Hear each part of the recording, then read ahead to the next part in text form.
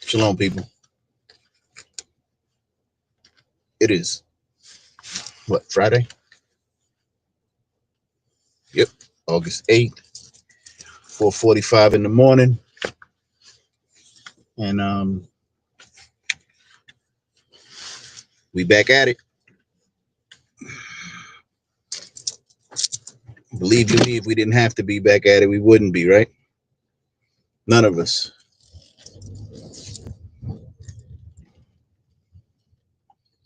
None of us would be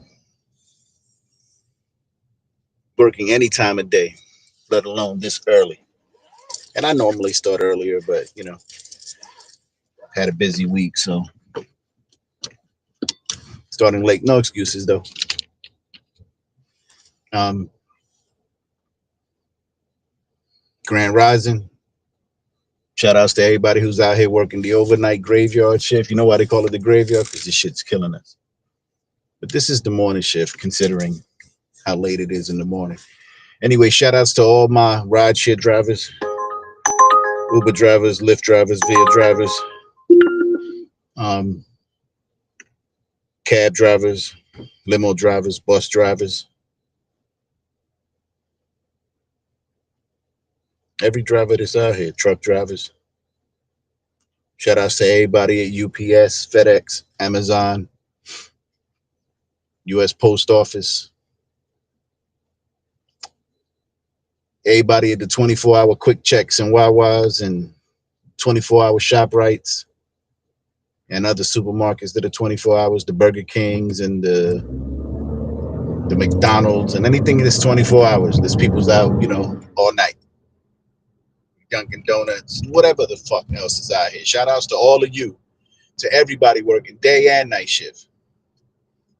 Shout outs to all the hustlers, the ones that got to do what they got to do, not the ones who's just doing it to get high and they got shit better to do with their lives.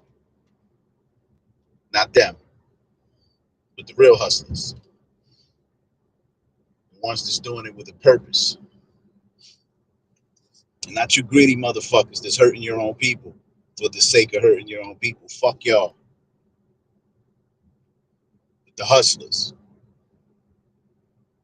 who if they didn't hustle, they'd have to rob. Because they understand this 9 to 5 shit is a waste of your life. Now we gotta do it, right? We got no choice. I mean, we got choices, but we don't want to exercise those choices. Because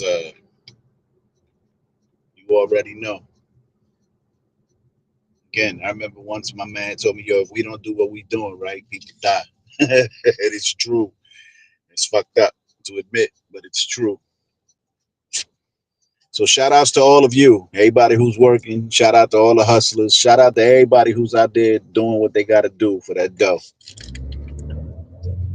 Not for the love of the money, but because money is a necessity in this society, in this world that we're in. So we got to have it. Turn left on Belleville Avenue using the left lane. Yeah. Turn left on Belleville Avenue. No doubt, for sure.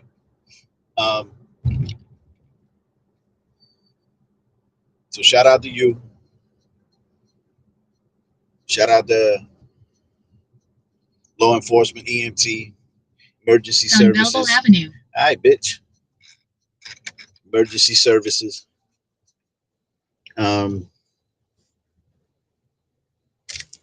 Everybody.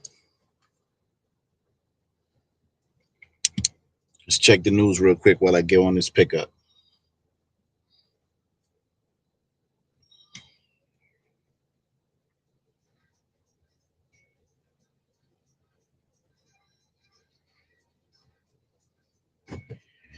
As I explained before, I get my news from 1440 Daily Digest. You should subscribe to it. Talk to me. I'll send you a link.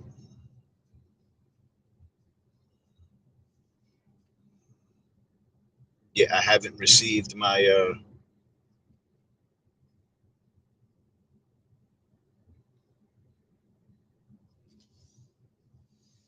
daily. There it is.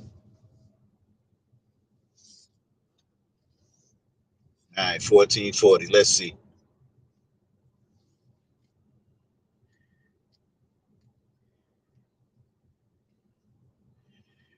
So today it's covering Israel announced plan for Gaza,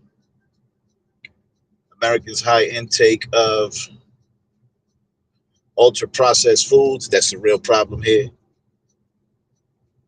and much, much more. So let's see. In the need to know, there's a new plan for Gaza. Can't really read it. Um, but Israel intends to take military control over the entire Gaza Strip. Of course they do. Of course they do. Um, I want you all to be clear, right? That Benjamin Malachowski, Netanyahu, Malachowski, and all of them.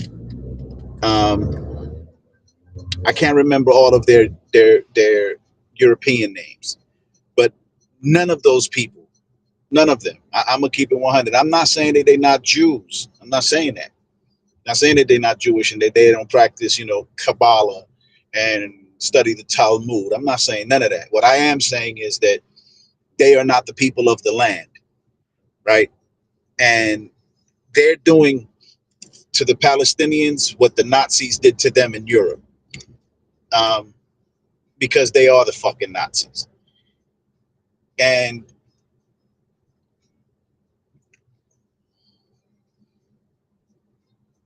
of course, they're taking over the whole Gaza Strip. And this isn't about ancient blood, and this isn't about none of that. This is about the Ben Gurion Canal. In order for them to take control of importing and exporting, they need a canal. They're tired of using the Suez Canal because it's Arab controlled, as far as I understand. I'm not sure.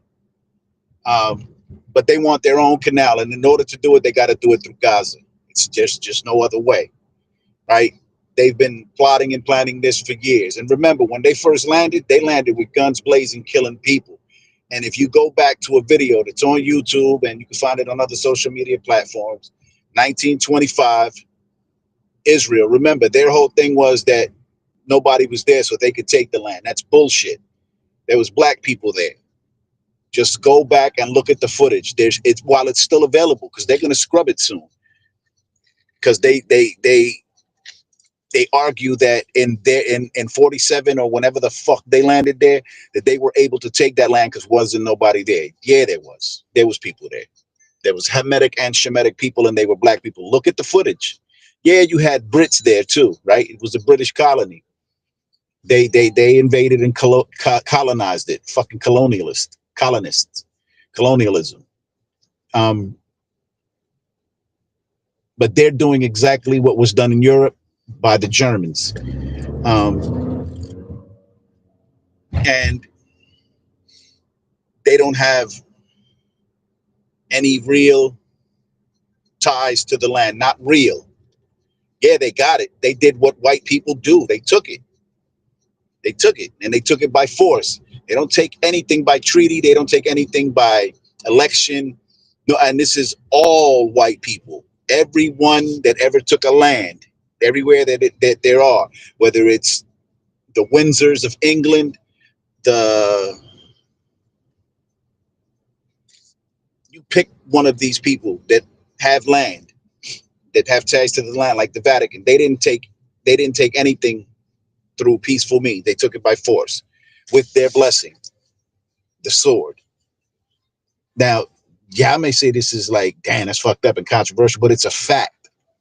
When the Israelis landed in Palestine or Israel, they landed and they took it by force, guns blazing. There's all kind of footage out there of them talking about how they just were killing people for the sake of killing them because they wanted the land. And now they want the entire Gaza Strip. They're going to take it, and they're going to do it with the support of the United States. Doesn't matter what president is in there, Donald Trump or whatever bleeding cunt you put in there coming up, because you want a woman in there, right? I don't want a woman in office. I really don't. Um, Especially one that hates the whole idea. Like, quiet as kept. Y'all want a woman in there? Put Michelle Obama in there. That's the only woman that's going to actually win it. Chelsea Clinton ain't winning shit. Fuck the Clintons. They're corrupt, crooked, wicked, unethical, and evil. Fuck them. You want a woman to win? Put Michelle Obama. She'll win. Alexandria Ocasio-Cortez, she can't win. She's too young. They won't give it to her. Plus, she's a fucking kook. I like her. I like her. Yeah, I like her, and I like Jasmine Crockett. But she's not, presidential. She's not presidential. She got it though. She's a great politician. Um, I like her. I like both of them, Cortez and Crockett. But they're not ready. And I know that the plan is Alexandria Ocasio-Cortez. I know that's the plan because the same money backing her back the junior senator from Illinois. So if you follow the money, you know where the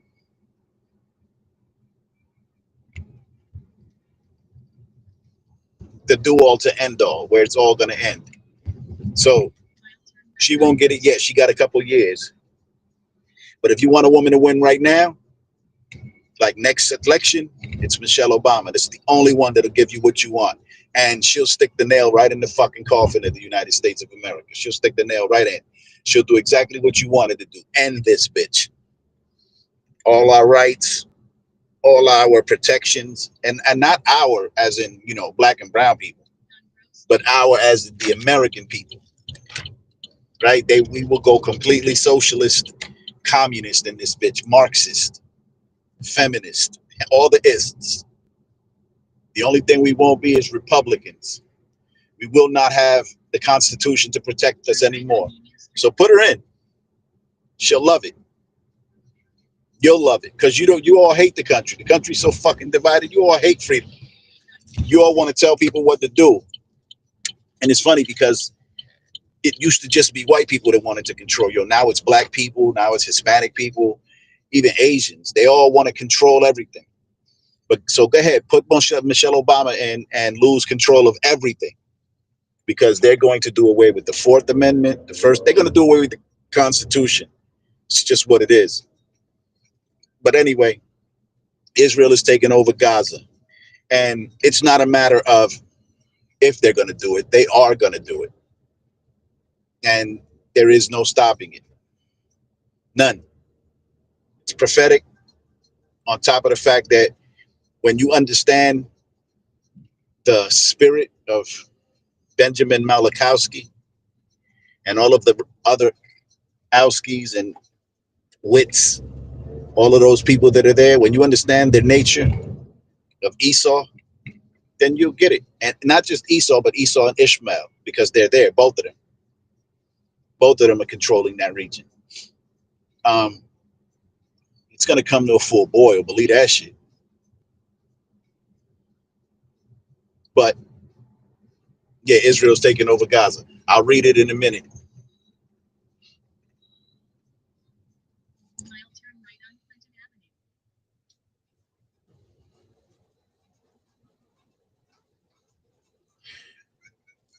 Talking about France's wildfires. Americans' unprocessed, ultra-processed diets. That's real shit here. Everything is ultra-processed. Every fucking thing. Like everything we eat is poison.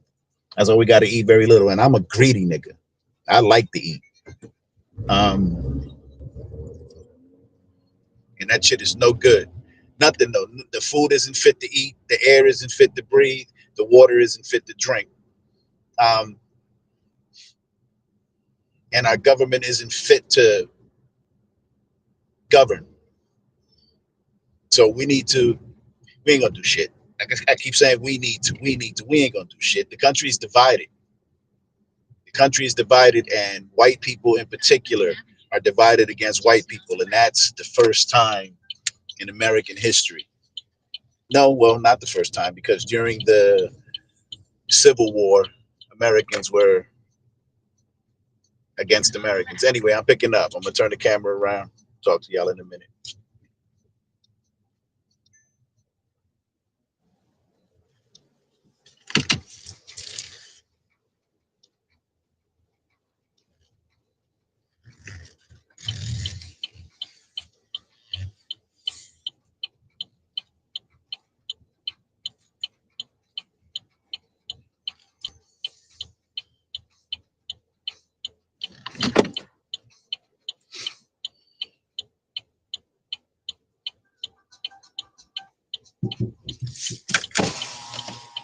The button is above the number 39 on the plate.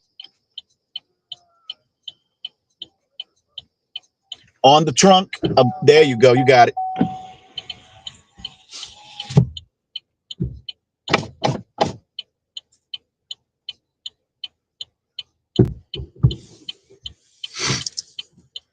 It's cold in here.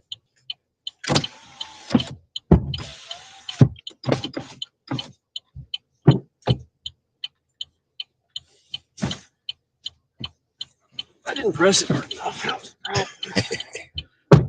Morning. Drop off at United. Good for time? Yeah, I'm great. They just delayed my flight. Still, they're still at it. Jesus Christ. Yeah. So it's been all week. Yeah, I've flown twice this week already. Okay, so you were where? I was coming in from North Carolina last time. Did you see how? Were you safe? Came back. Yesterday, I got a couple of people that were going back to the airport after sitting in a plane for 5 hours and then being canceled. Oh. Yeah, brutal. Brutal. My day doesn't go like that. I hope not, man. Hey, what's going on with Newark? I guess they're proving, a couple of years ago, I don't remember the exact year, but they did a list of the worst airports in the lower 48. And Newark came in number 1. I was shocked. They've been really good. Yeah. Earlier this year, I thought it was better. It seems like it's going downhill again. Yeah, their equipment is antiquated. People are, rebelling. And now there's a federal probe into what's happening there. They're being investigated. So we'll see. Yeah, for a couple months I was having to go out of. I had to fly out of JFK instead, or Turn right on Bloomfield Avenue. Right, and that's what I'm saying. When the alternative is JFK, Yeah. Oh, wow. And I hadn't flown internationally at JFK On Bloomfield Avenue. 25 years, maybe. I was talking about horrible. That was horrible. Yeah, I bet. It was.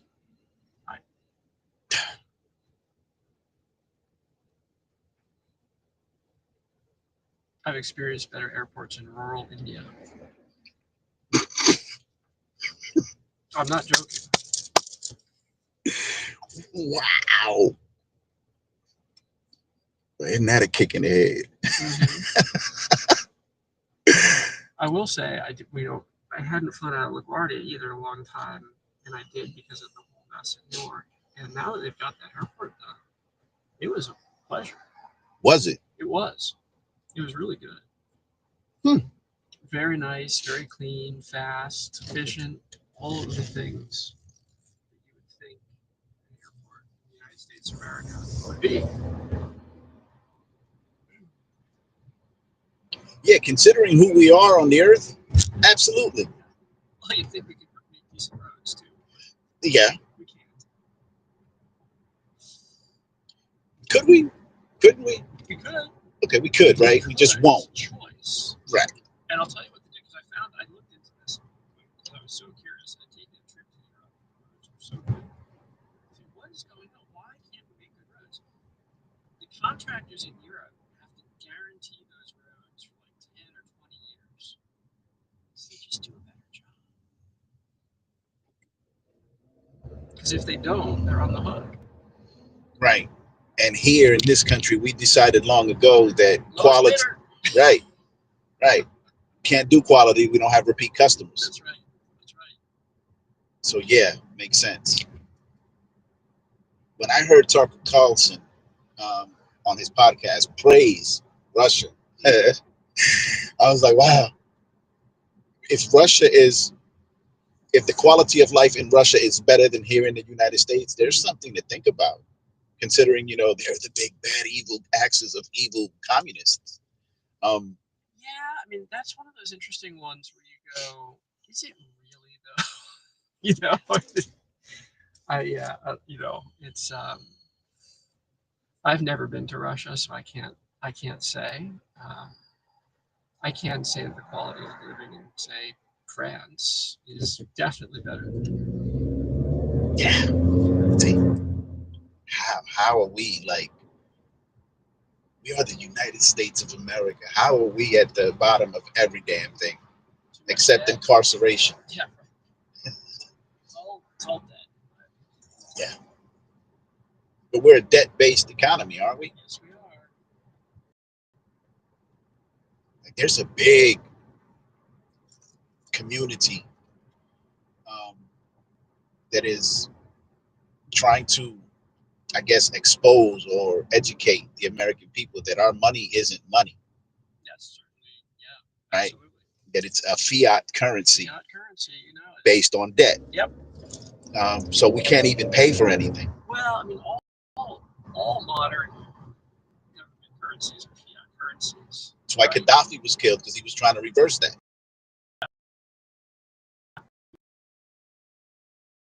The thing I will say is, while it's a fiat currency, the whole point of fiat currency, right, is that it's standing for the value of all of the goods and services in a given economy. And our value, our book value, still vastly exceeds our debt. The issue is that, you know, that is rapidly approaching the point, though, there's no coming back without either massive inflation or you know Total collapse. Yes. Yeah, I almost hate to say it. Yeah, and it's I don't like it. And I mean, it explains. If you look at it, it explains why prices have gone up so much, because our debt has exploded in the last 10 years. And we're seeing the results of that inflation. Well, there was a president years ago that warned against this. Yep. Mr. Reagan. That's correct. He warned, and no one listened. No one listened. Well, people don't understand. I mean, if you look at how much we're paying out in entitlement payments, it's astonishing.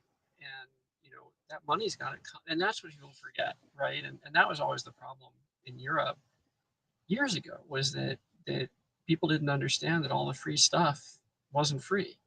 Yeah. And freedom costs.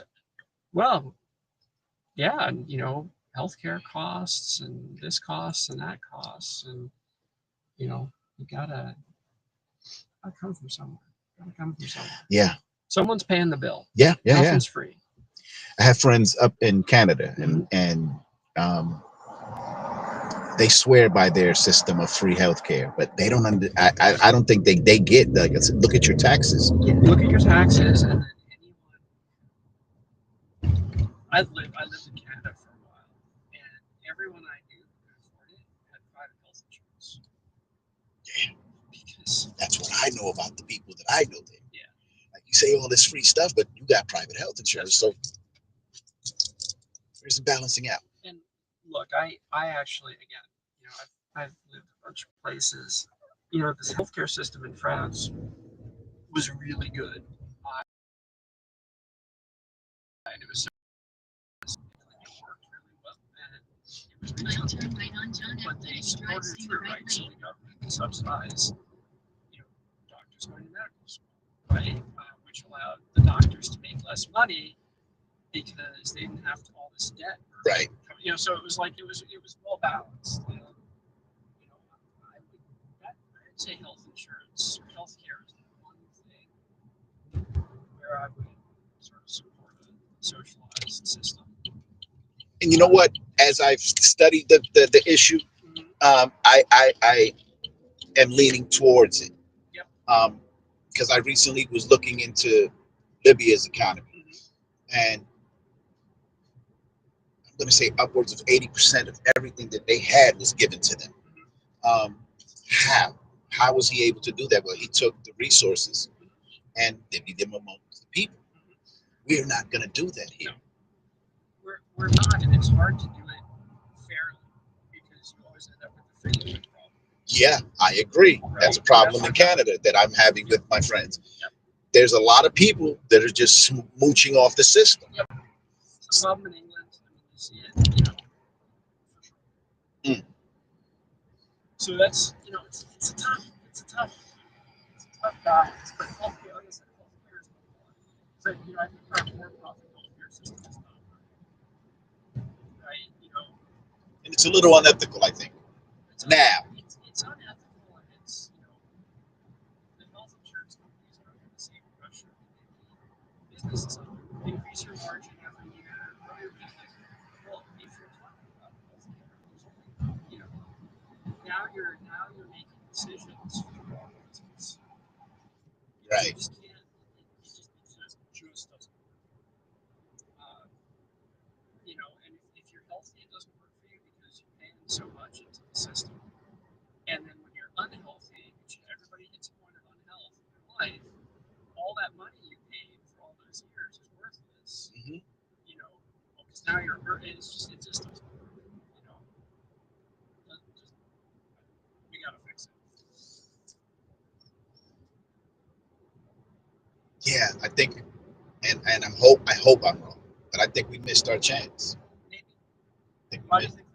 think that? Well, um, back when the junior senator from Illinois was running for president, bro, right before Mm-hmm. the country was in the middle of civil unrest up in Portland and Washington in that area. They were in civil unrest and they were about to revolt. And then they threw the junior senator from Illinois into the race and distracted the whole damn country.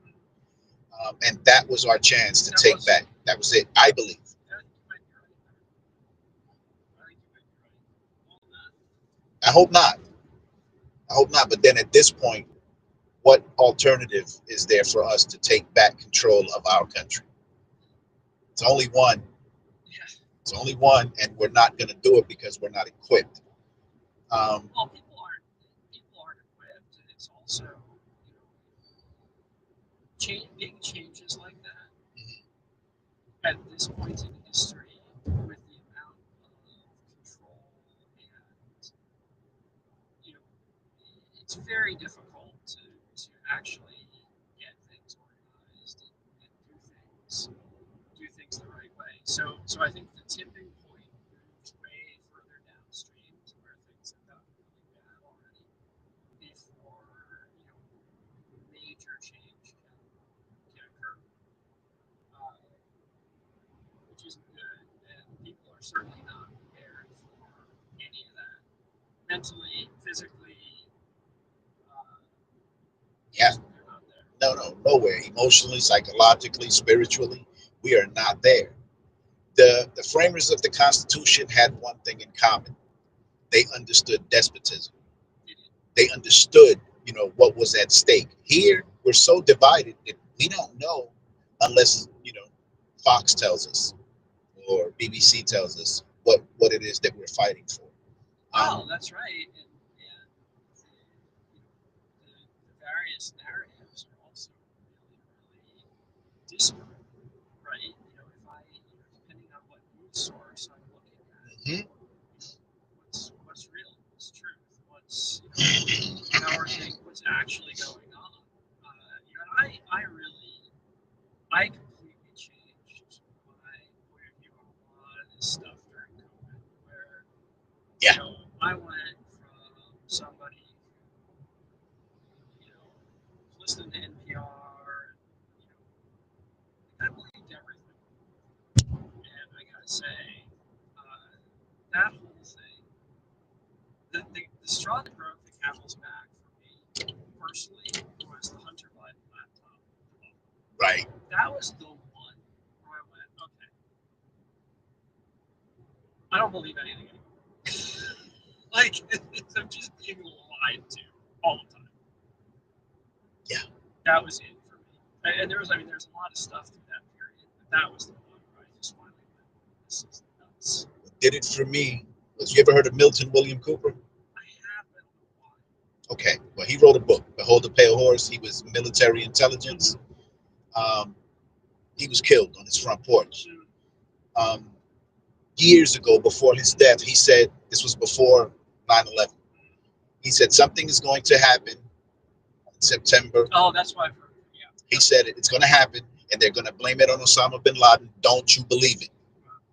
Then they killed him. Because, again, Army intelligence, Navy intelligence, you take an oath to keep quiet. You break that oath, it's punishable by death. So I get it. But he's like, I never remember this gentleman's name, the whistleblower on the spying program that America has. He went to Russia. Shoot. Yeah. You know who I'm talking about, right? Okay. He did the wrong thing for the right reason. So did William Cooper. Yeah. And that's what did it for me. Because when that second plane hit, and it dawned on me that he said that something was going to happen in September of that year. It dawned on me, and I was like, oh yeah, this is all bullshit. The whole thing. And then I started looking into conspiracy theories, which turned out to be facts of conspiracy. Yeah. I was like, oh my God. Yeah. So, yeah, red pill, blue pill. Totally. Right? And I understand, I don't remember his name in the movie when he said, put me back in. I get it. Yeah. I get it. Yeah. Ignorance is bliss in a way. Yeah, no, I think that's right. That's right. Because then I wouldn't be where I am mentally and emotionally, psychologically. Where I look at our government now and go, it's a world stage and you're all actors. Totally. Right? McConnell and Pelosi go out for drinks at night. Of course they do. How we're going to screw the American people tomorrow. Yep. They say left wing and right wing. It's the same damn bird. Same wing. Right? That's right. The same damn bird. It is the same bird. Well, it proves it every time. Because, you're like, oh, this time something's going to change. And then nothing changes. And they just spend more money. Yeah. And we don't have bullshit stuff that we don't need. And on we go. But again, reorganizing it. I'll tell you what. I've been really happy with a lot of the Supreme Court decisions in the last year or two, because I think they're starting to chip away at some of that. Especially like this whole administrative state thing just has to go. Agreed. It has to go. Agreed. And it's these agencies, these agency courts, get rid of it. Right. Love or hate Elon Musk, he was like, I think they were going after the right stuff. Yeah. And they just failed. They just couldn't do it. Well, he was on, like you said, he was on the right track. What happened? That I don't think it was failure. I think it was interference. But 100%. I think it was. They was like, no, you're digging too deep. By everybody. By everybody. By I would say everybody but the Supreme Court. Everybody but right, because they're still for the Constitution and the Republic. That's right. They understand that we are a republic and that Constitution is what governs them. That's right. Everyone else, like you said, is on the administrative state. They're policy enforcers. That's right. Right? It's got nothing to do with the law. I remember when George H.W. Bush said, when the color of law, not the law of the jungle, he was referring to the Constitution because they hate America. When the color of law takes over, and when he said, a big idea, a new world order. I remember this. No one remembers it. I remember that. You remember? Crazy. Yeah, they wanted. And these are the same jerks that gave us the Patriot Act. Yes. One of the worst Pieces of legislation ever. Thank you. Yeah. Thank you. I love when I meet an American who's informed. That was maybe the nail in the coffin. And, why that has not been repealed. I mean, I know it hasn't been reviewed, but it should be really get rid of it, guys. That and the National Defense Authorization Act. Yes. Both of those. Mhm. Go. Go. You know, and then the Supreme Court needs to revisit Citizens United. Oh, personhood for corporations. I agree. Horrible. I agree. There's no basis in the Constitution, in common law, anywhere for that. No. Get rid of it. Yes. It's Yes. a bad idea. Wow. Wow. See, yeah. And again, this is what I feel that the framers of the Constitution were like. They were just discussing what was wrong and decided, you know what? Let's not talk about it. Let's be about it. But today we are just not equipped. Never mind that the people, right, aren't ready. Well, remember at that time you had, you know, a class of people who had the time and money, and essentially leisure time, to think and organize and do things. And you know, honestly, our economy has gotten so efficient that nobody has any time to do anything but work. They don't have time to, you know, sit in a tavern and talk about politics. And when was the last time you sat in a tavern, in a bar, and talked about politics? No, I can't even go because all they talk about is sports. Exactly. They're distracted. What did Red Caesar say? circuses. Shock and awe, or Red circuses, my friend. right? I mean, that's, you know. Bread and circuses. There you go. Right? That's how you do it. And I'm like, people don't see what's going on. They have no idea. And then I'm a kook. I'm a conspiracy theorist. No. I'm a nut. It's terrible. Not at all. It's terrible. The state of our country is terrible. And again, we've allowed it because we were warned. At least our generation was warned. Reagan warned us, and we did nothing. Nope. We did nothing. Yeah. And I mean, you know, all these people I work with they're so clueless. You know, they're focused on the wrong stuff. They're focused on, you know, I don't know, like gender stuff Oh. or whatever. And it's like, guys, like, who cares about it? That doesn't matter. Like, that's a distraction. Like, Yeah. Stop looking at that stuff. plus, I mean, we're just gonna be, honest and realist. Yeah. There's male, female. Gender is not a construct. Yeah, I think the point I was making there is, again, it's a distraction from underlying issues Yeah, that need to be addressed. absolutely. You know, and you know, that's important stuff. So it's like, you know, sports, those things. Like, guys, we gotta fix some other stuff. Yeah. But look, the Board of Education, or the National Education Board, as it was started, right, under the Rockefellers, were clear. Yeah. This is where we're at now. They did not want a nation of thinkers and philosophers. They wanted a nation of obedient workers. That's right. That's what we have today, That's right? right. That's exactly what we have today. That's exactly what we have today. So they succeeded. My kids are homeschooled. Good for them. Good for you. You know, they're both super independent. Good for them and you. I pulled mine out. Good. I got Joseph DiVincenzo to help me pull my children out. Good. And my wife is a chicken shit slave and sent them back. Ooh. She sent them back because she's got threatening letters, and Oh. she was worried. I was like, listen, we're good. We have this. This is our right. Well, look at a guy like Thomas Jefferson, who's basically self-educated. You know, and you know, the schools don't encourage people to think. They don't encourage people to learn. You know, one of the reasons, you know, we pulled our kids out, was we were afraid they were going to stop loving to learn. And you know, my daughter is heading off to college in a few weeks. She's coming out of high school with a couple of years of ancient Greek, ancient Hebrew. Oh, You know, awesome. Great grades. You know, my son is less focused on school, but he's still doing okay. And you know, he's a fly fisherman. He tries to swim flies. He's in the program. You know, and you know, they're their own people. You know, they have hobbies. My daughter's a Revolutionary War reenactor of her own volition. We never encouraged it. You know, they're humans. They're not these, you know, Robots, right? Yeah, Right. And you know, with the same viewpoint, they come up with their own views. They listen to it, and it's what we've lost completely. This sort of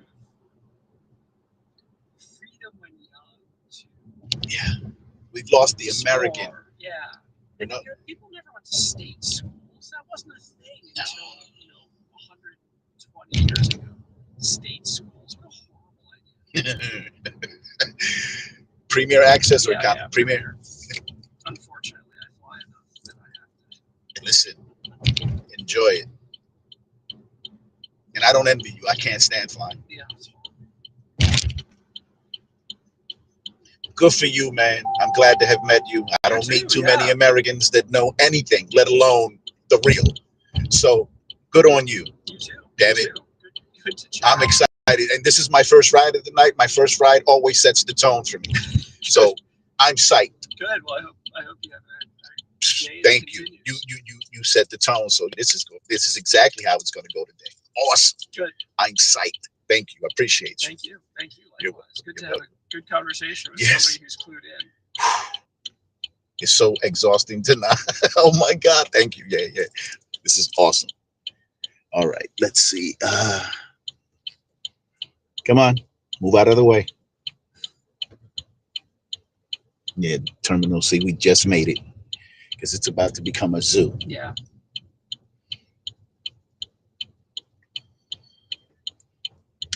Okay.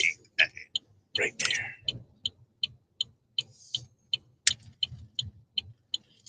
Amazing. All right, sir. All right.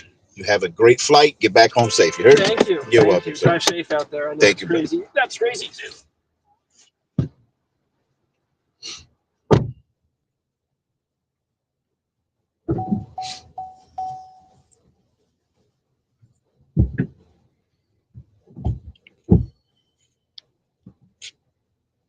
There you have it, ladies and gentlemen.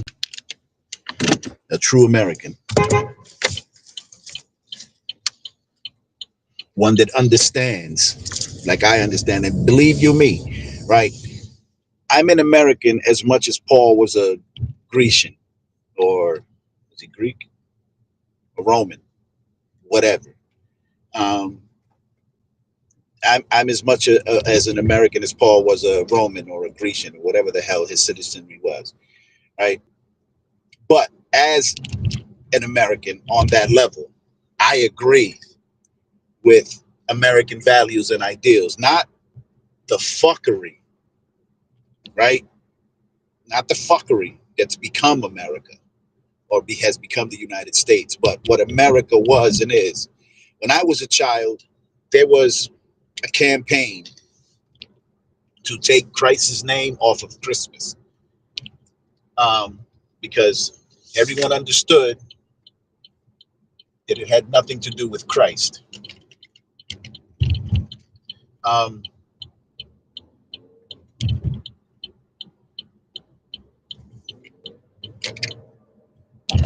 So they wanted to call it Xmas because they understood that it was a pagan holiday.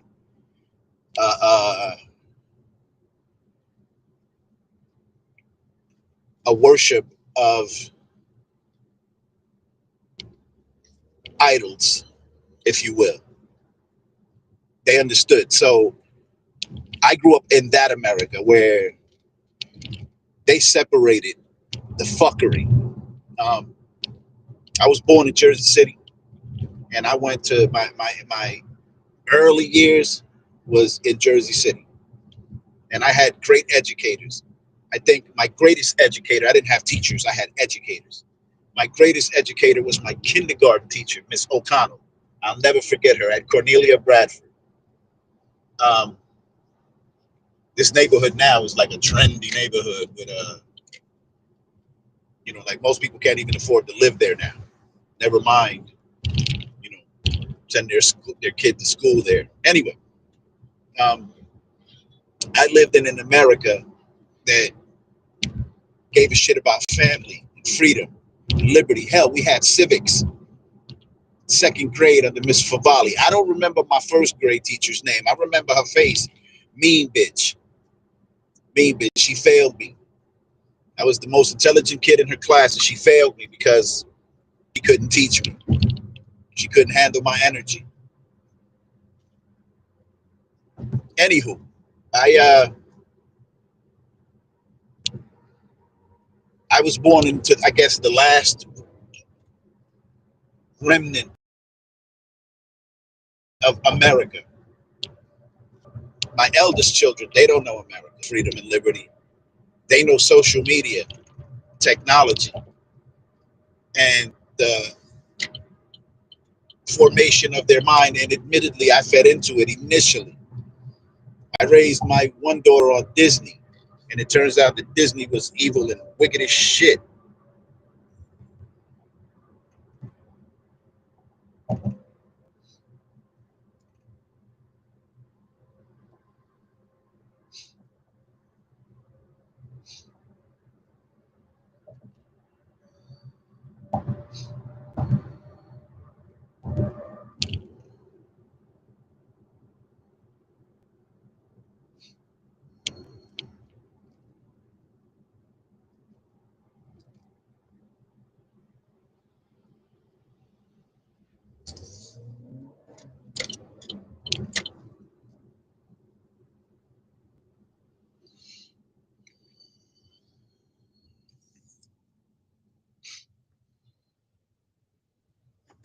So anyway, um, we have to really begin to think. We got to take time to just think. I mean, and this is you, me, everybody. We have to think about what's important. Remember that those of us alive today, we won't be alive forever. And we're going to leave a world behind to our children and our children's children. And are we going to leave it better than we found it, or that we've been in it? And again, I blame us, because we were that generation that had the ability to usher in real social, political, economic change. We could have done it. We were distracted. Um, and the distraction is real. They are working our minds to make sure that we stay distracted. I mean, like, again, I meet so many people that don't have a fucking clue about nothing. About nothing. They know nothing. And when I speak to them, it's exhausting, because they know nothing. The fuck? You know, and then most men my age, I'm 54 years old. Most men my age, and I won't say most, because I hate to say that, but and my generation is a little tuned in, but we're still distracted by dumb shit. Still distracted by dumb shit, like the dumbest shit on the planet. Pardon me, I'm about to eat something. Think I'm gonna go grab me a coffee.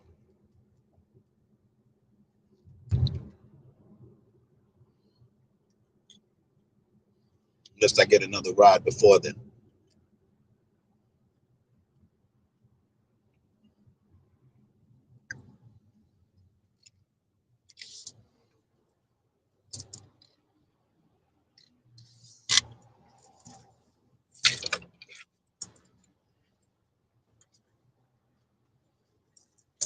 Let's go back to the news.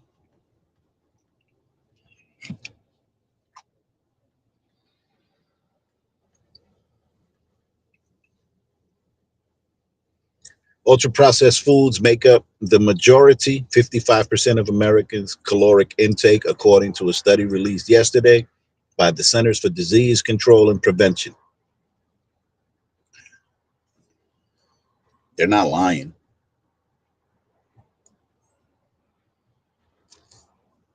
They're not lying.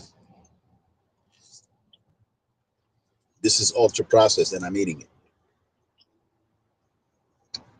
Most of us eat a bunch of bullshit. Yeah, I get fresh vegetables and fresh fruits, red meat.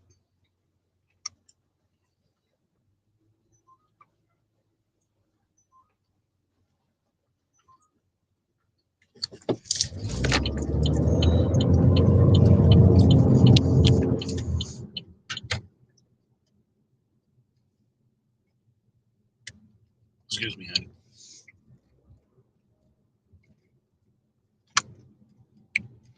Anywho, 55% of our caloric intake, Americans, all Americans, men, women, and children, white, black, Jew, and Gentile. Maybe not the Jews, and not all, Israelites, because some eat fairly healthy. I believe some hardly eat. Not me. I eat a lot.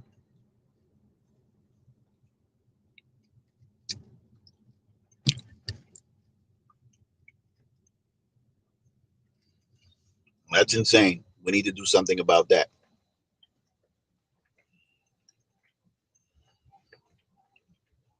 The term ultra processed foods was coined in 2009 and has been linked to a variety of health problems, including obesity, type 2 diabetes, and heart disease, of course.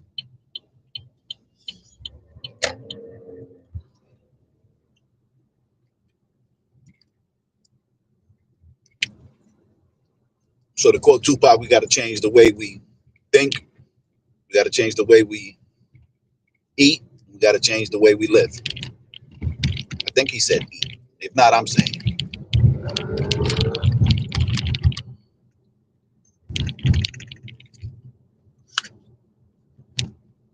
It's terrible. The state of everything is terrible.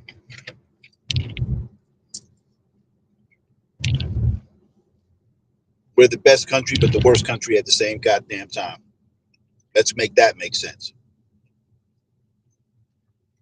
We looked at Gaddafi like he was a fucking savage animal.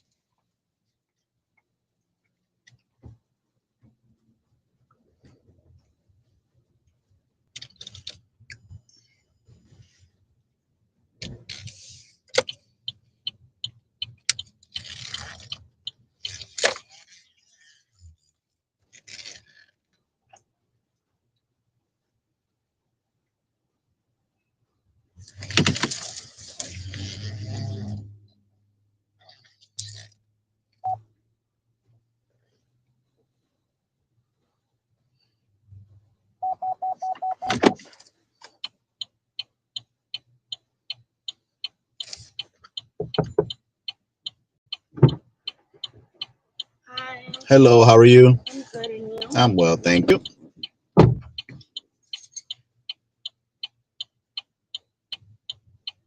67 7th Ave? Yeah. Okay.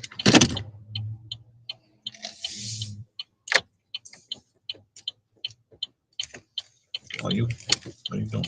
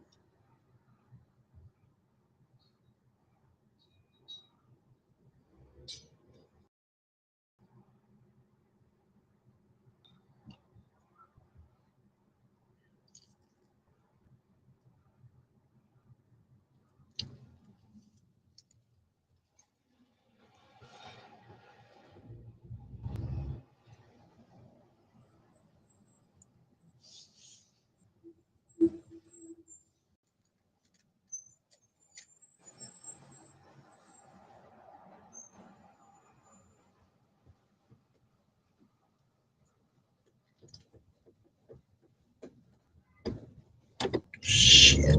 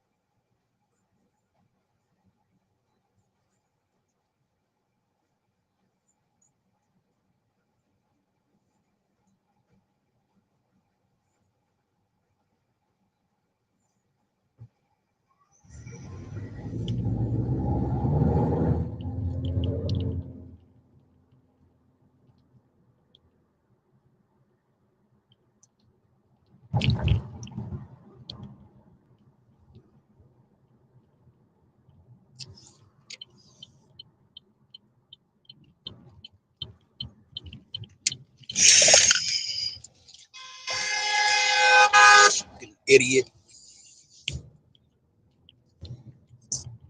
Duh.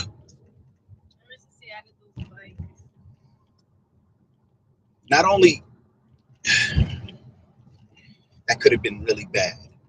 That would have ruined my morning, his morning, definitely. Riding on the wrong side, running a light. Are you kidding? Oh my goodness, people.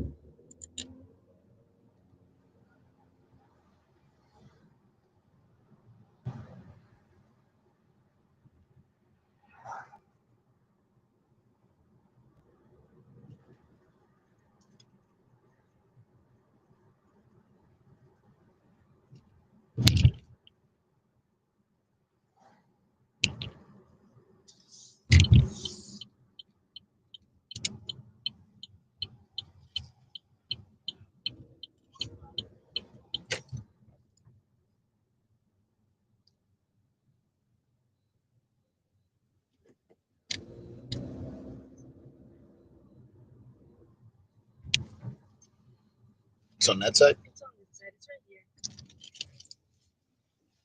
Thank You're you. welcome, Have man. a good one. Have a good day, dear. You too.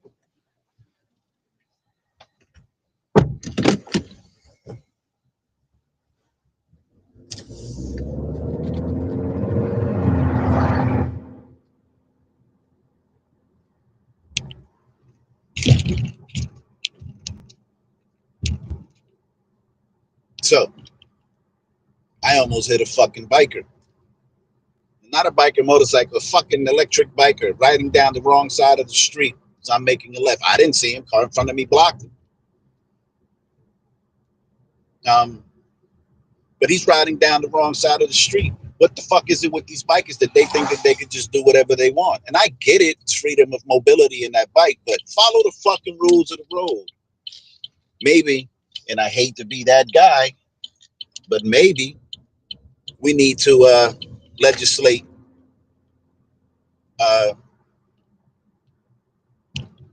stricter rules for bikers, because I could have hit that young man with his dumb ass. Right? It's another problem in the country, that people are just dumb as shit. Just dumb, just taking chances with their lives, doing the dumbest shit. I don't understand. I mean, I do understand. People are just stupid.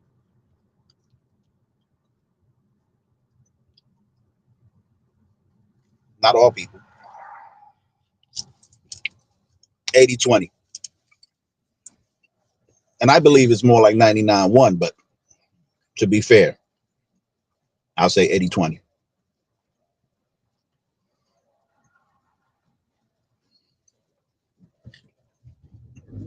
One of the kings of my people,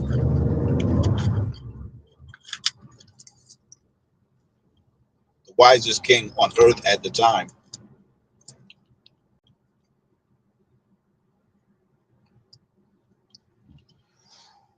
said that he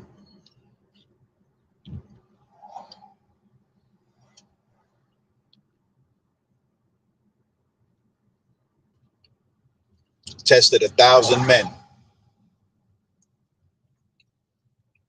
1,000. And whatever his test was, whatever the protocols was, is not the point. The point was that he tested 10 men, and 1,000 men, and of those men, he found only one worthy. Just one out of 1,000. And then to make it worse, of women, he found none. None worthy. He was the wisest king on the earth. And now women will be like, fuck him. But he was your king. To say fuck him, not everybody's king. He wasn't the king of the world. He was the king of my people, my nation. And any woman of my nation, most women of my nation will say, nah, he ain't know what he was talking about, yet he was the wisest king on the earth. He could have had them put to death for their insolence. He wouldn't have, but he could have. It was his right and his power.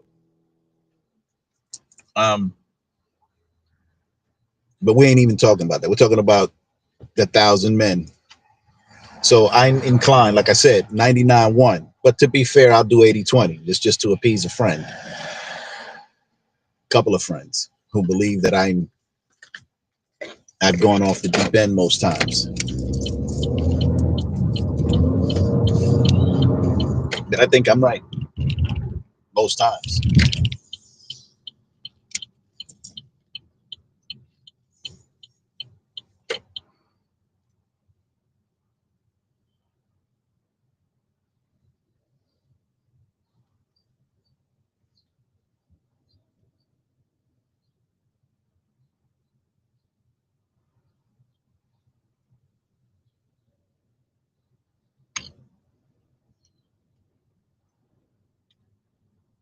So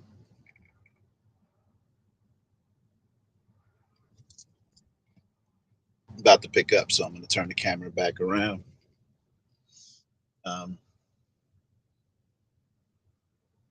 The report found sandwiches, including burgers, hot dogs, and PB&Js, are Americans' top source followed by baked goods and snacks and energy drinks. Fuck me. I like a good PB&J every now and again. Growing up, we didn't buy um, peanut butter. My mother made it. All right, picking up. Hit you back.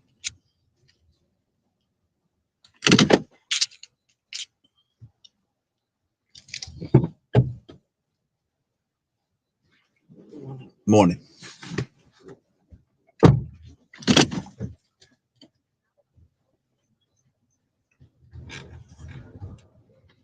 Second Street, Harrison. Nah. Big left turn on Bloomfield Avenue.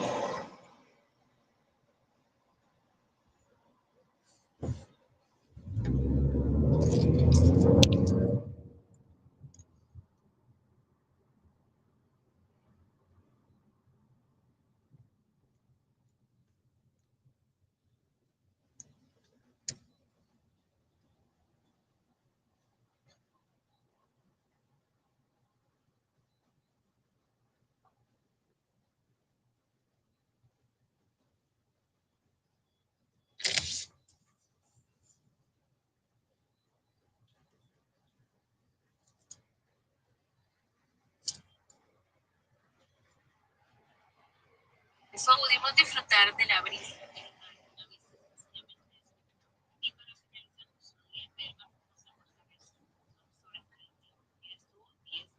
Y eso fue todo, mis amores, pero ahora cuéntame tú de TV.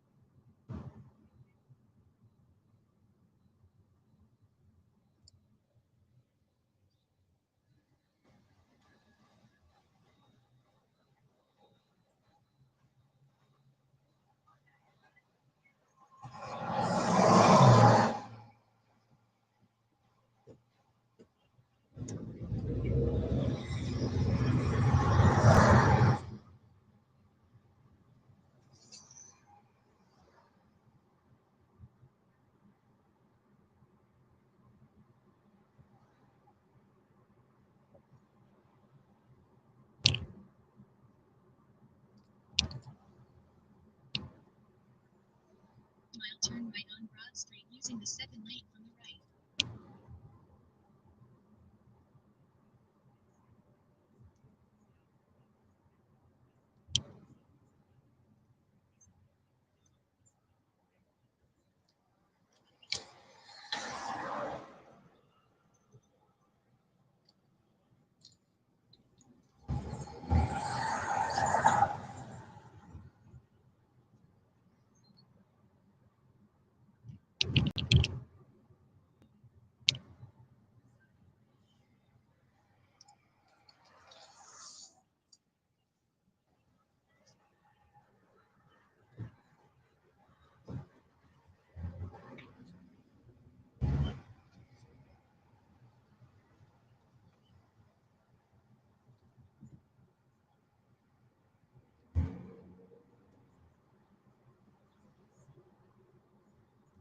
Broad Street.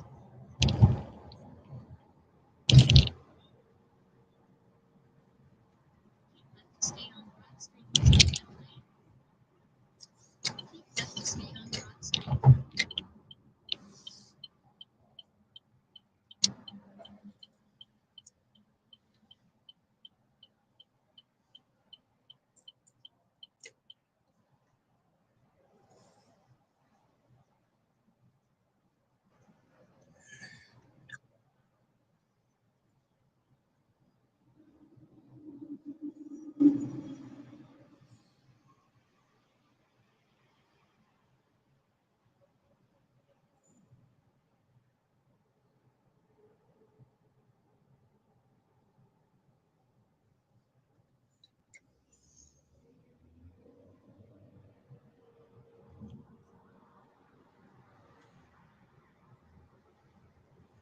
Mile take right exit 16 onto County Highway 5 and wait toward Harrison using the right lane.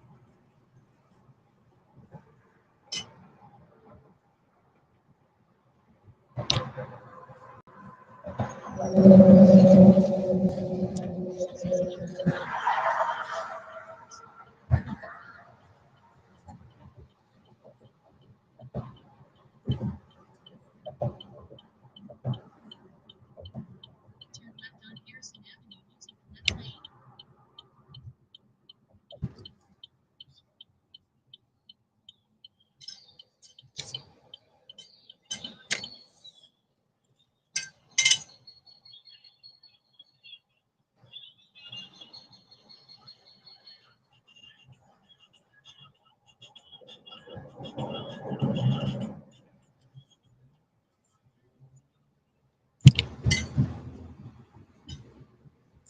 On Harrison Avenue.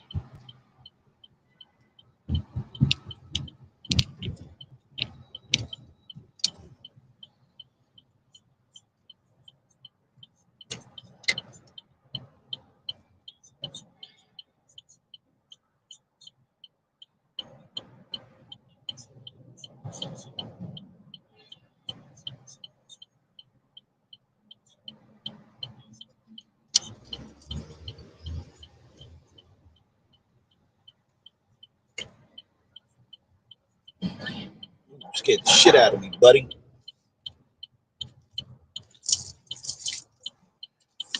Paso buen día.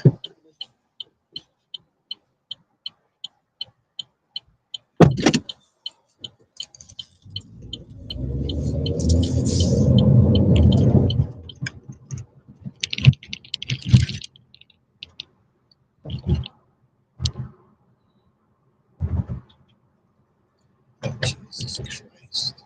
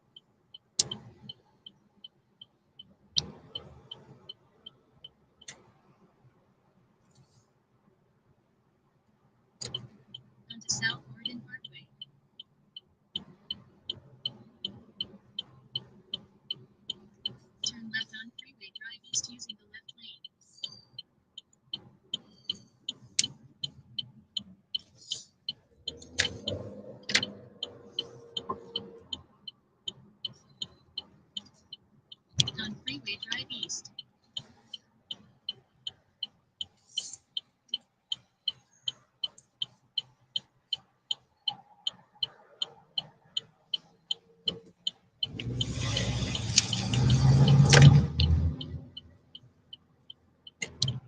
Left lane, make a sharp left turn on South Oregon Parkway.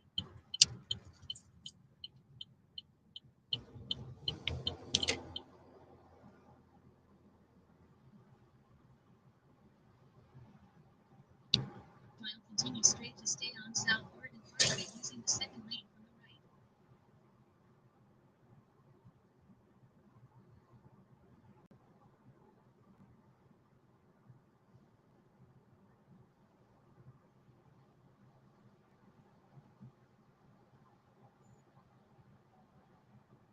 Straight to stay on South Oregon Parkway.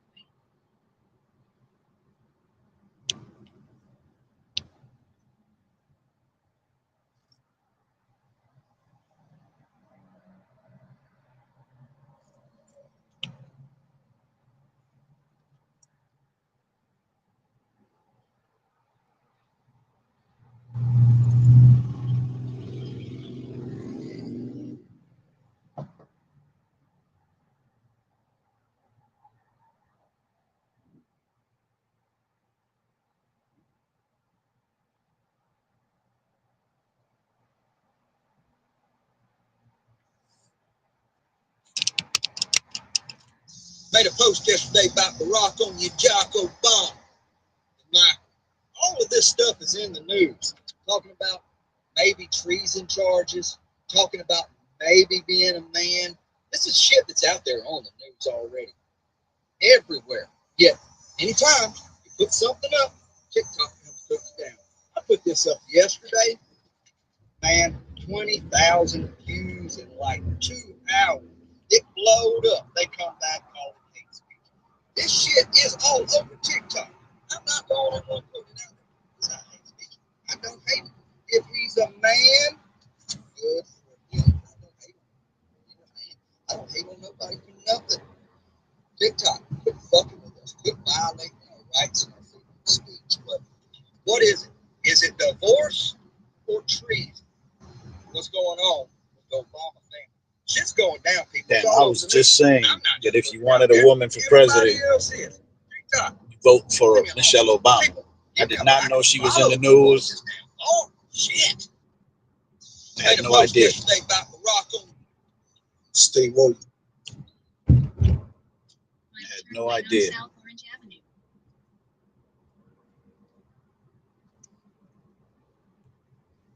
Yeah, I don't know if you all saw the video that was done yesterday by, man, I can't remember his name. Where he showed all of the anomalies since the earthquake and South Orange Avenue. tsunami and shit. He showed a bunch of anomalies across the world, across the earth. Somebody's done a TikTok video covering it. Let me see if I can find his name.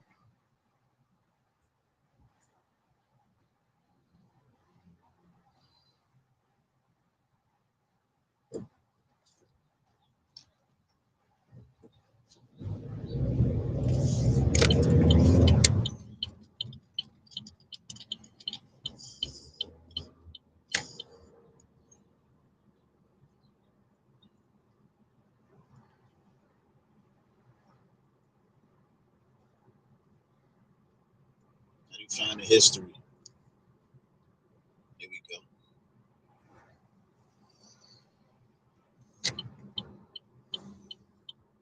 On Isabella Avenue.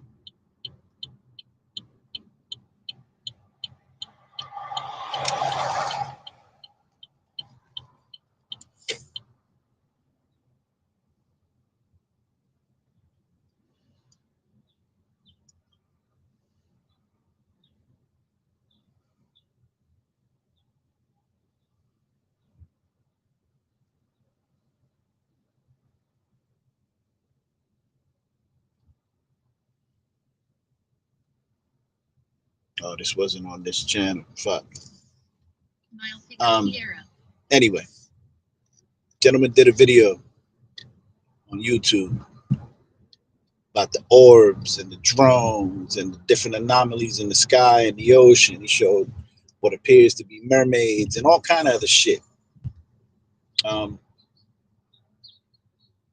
and I don't know, and if you been privy to some, anomalous occurrence or activities that you can't explain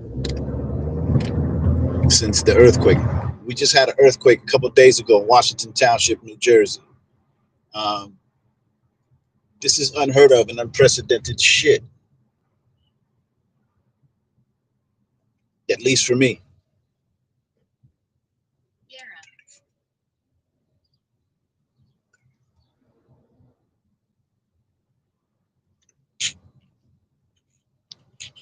Be right back, people.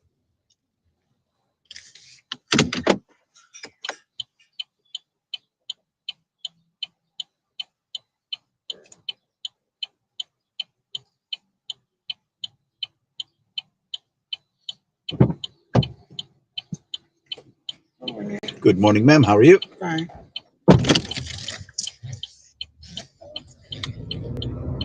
Head to your drop off at 23 Marion Avenue. Turn right on Grove Terrace, then turn right on Vermont Avenue.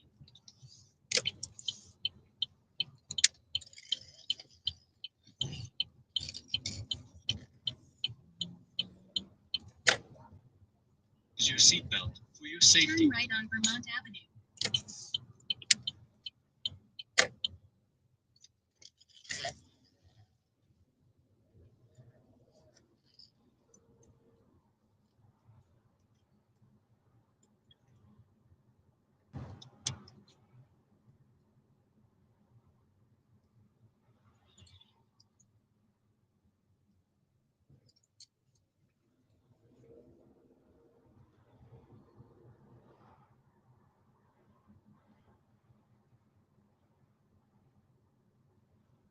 Turn left on South Orange Avenue.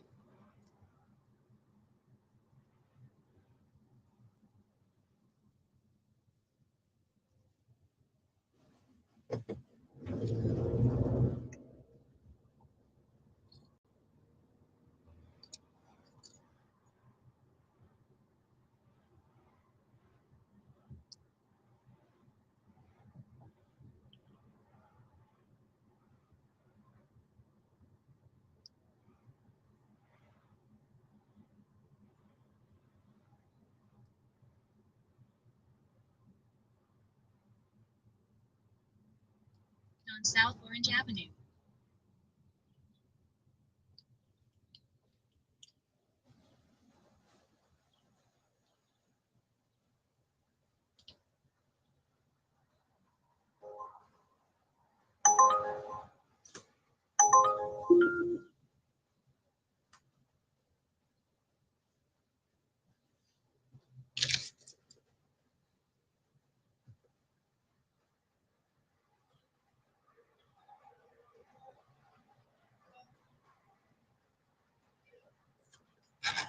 Be at the school all the time.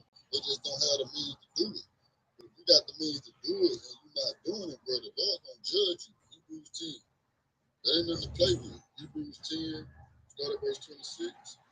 So the scriptures tell you two is better than one. Why? Because if you fall on hard times, somebody can help you, bro. It's finna get real on this earth. Read. Start at verse 25. Start at verse 24.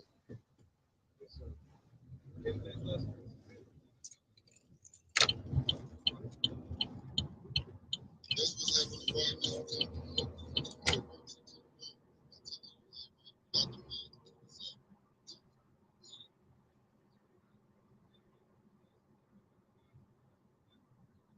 Because God said, listen, in these last days, y'all gonna have to lean on each other. It's gonna be hard. So he said, not forsaking the assembly of ourselves together. Because some people choose to do that now, man. I ain't gonna keep it with them. I'm gonna just watch online. I'm gonna be straight. I'm gonna serve. I didn't behave with you. Now he telling you that congregate. You're gonna be able to exhort each other. I'm saying you're gonna do it hard. You're gonna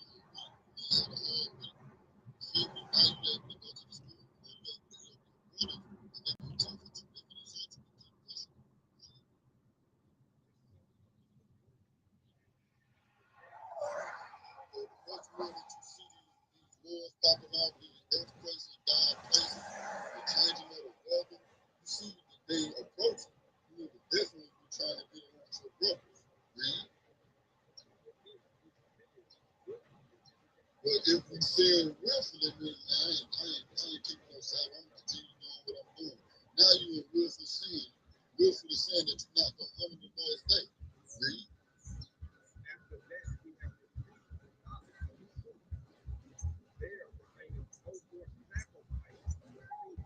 So that means that if you continue to just say no to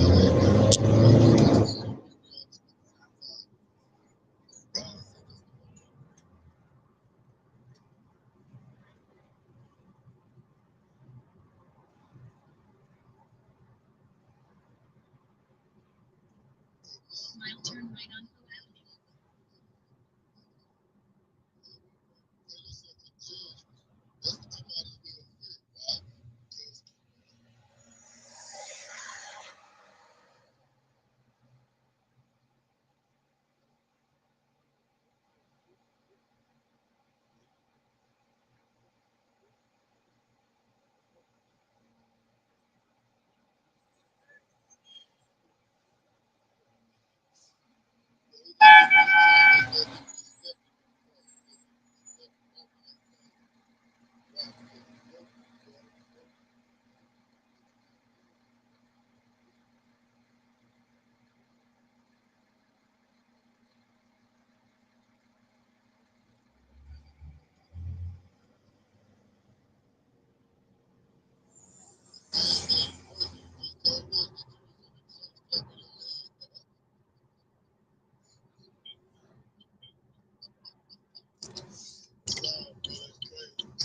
On Hill Avenue.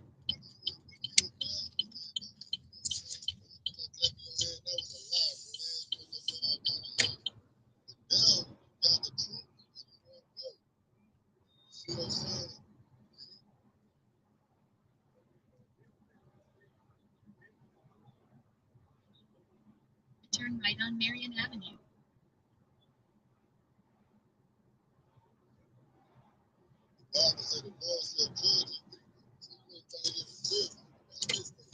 On Marion Avenue, then drop off Tierra.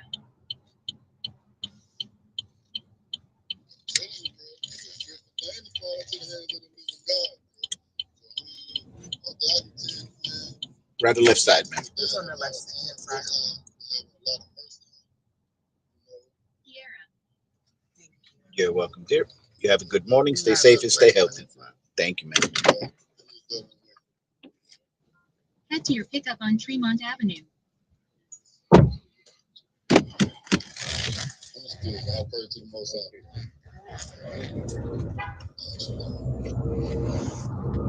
All right, Donna, what you got on the topic, sister? Topic for the night. So On Sanford Avenue. right now I got biblical smoke on as I'm off to do, as I do often, most mornings. And their topic today is, are Israelites unrighteous and judgmental? I don't think they're unrighteous. Smile, turn right on Tremont I Avenue. don't know. I'm not God. He only knows our righteousness. And there are a lot of people that do good works that are wicked as hell. So I don't know if they're unrighteous or not. Are they judgmental? A bit. But the thing about judgment is this, on their defense, in their defense, is that you can judge. You know, we can't nobody judge me. Bullshit. You can be judged. You just got to judge righteously.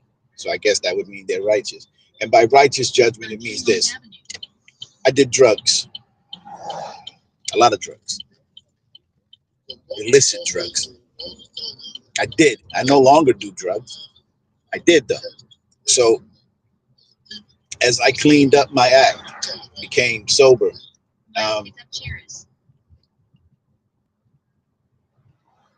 and stopped consuming drugs, I was able to judge people who are on drugs. Now I wasn't judging them harshly because I understood. What I was doing was, giving them righteous judgment and, and encouraging them to stop doing drugs. I'm picking up. Talk to you in a second. Paris.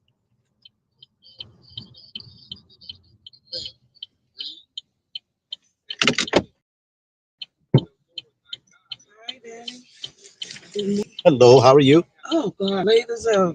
Oh my I God. need a miracle. I need to get my bus at 6:27. At the Walgreens? Yeah. All right, so you might want to buckle in. Pardon? You might want to buckle in. Let's The try. bus didn't come. Let's. All right. I'm gonna try to make it without getting us in trouble. Thank you so much. Appreciate it. Turn left on Edward Street. Because East Orange police is bored, so Yeah. they'll look for any reason. But I'll try to get us there by God's grace.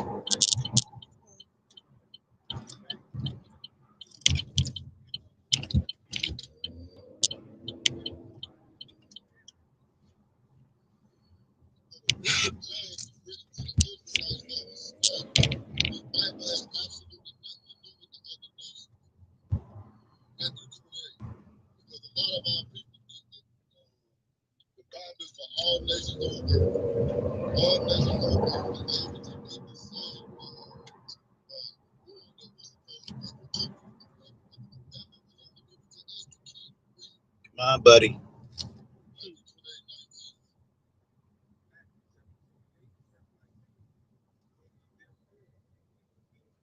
Good, you're turning off. Let's go. Take the turn.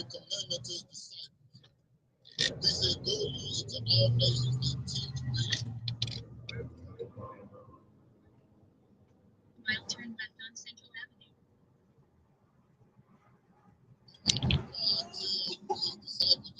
Are you shitting me? Is he there? That's it. Can I get around him?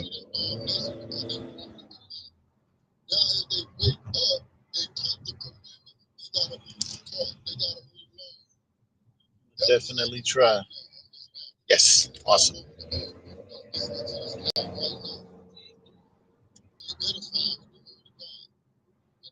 Come on, Mr. White Man, move. Thank you. Okay, this is dangerous because I can't see, buddy. I am the Uber. How far it goes now? Right lane turn right on South Burnett Street.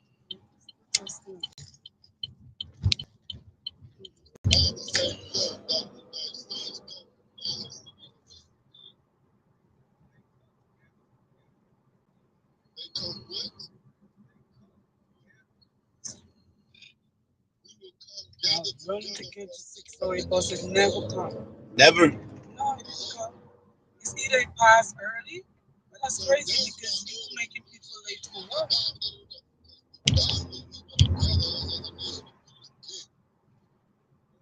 Mile turn left on Main Street.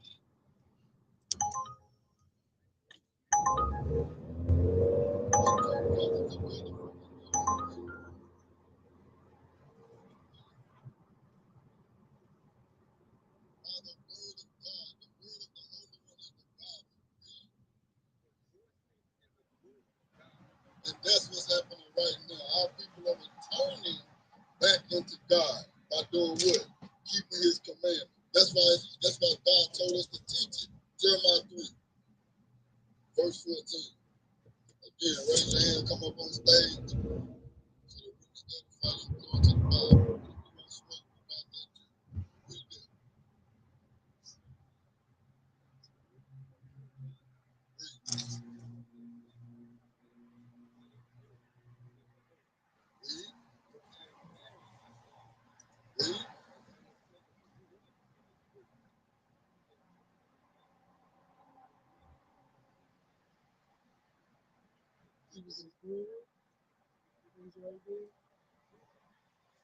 The Bible says, God said, How far is it? Just tell me the morning you need to come. How far is it?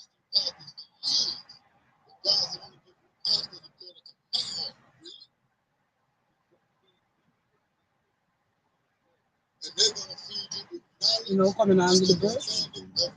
Why? Because Yeah, there we go. Let's go. This light is stick forever. Come on.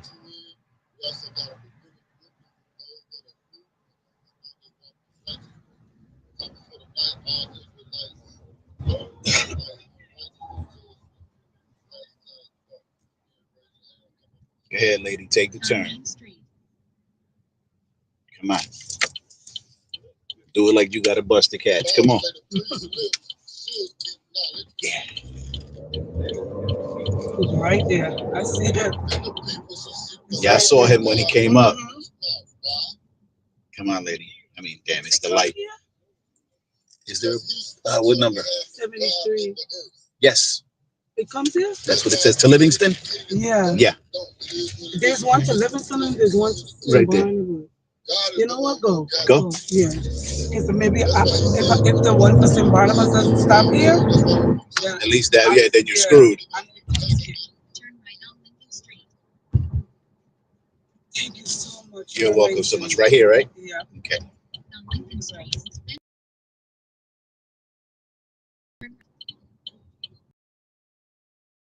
Okay. Ma'am.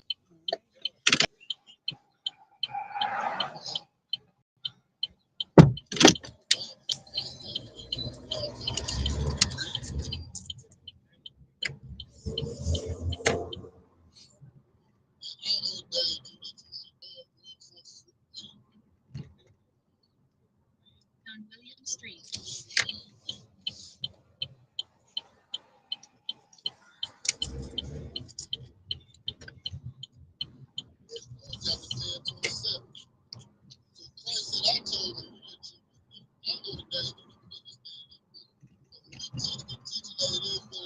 Turn left on North Harrison Street using the left lane.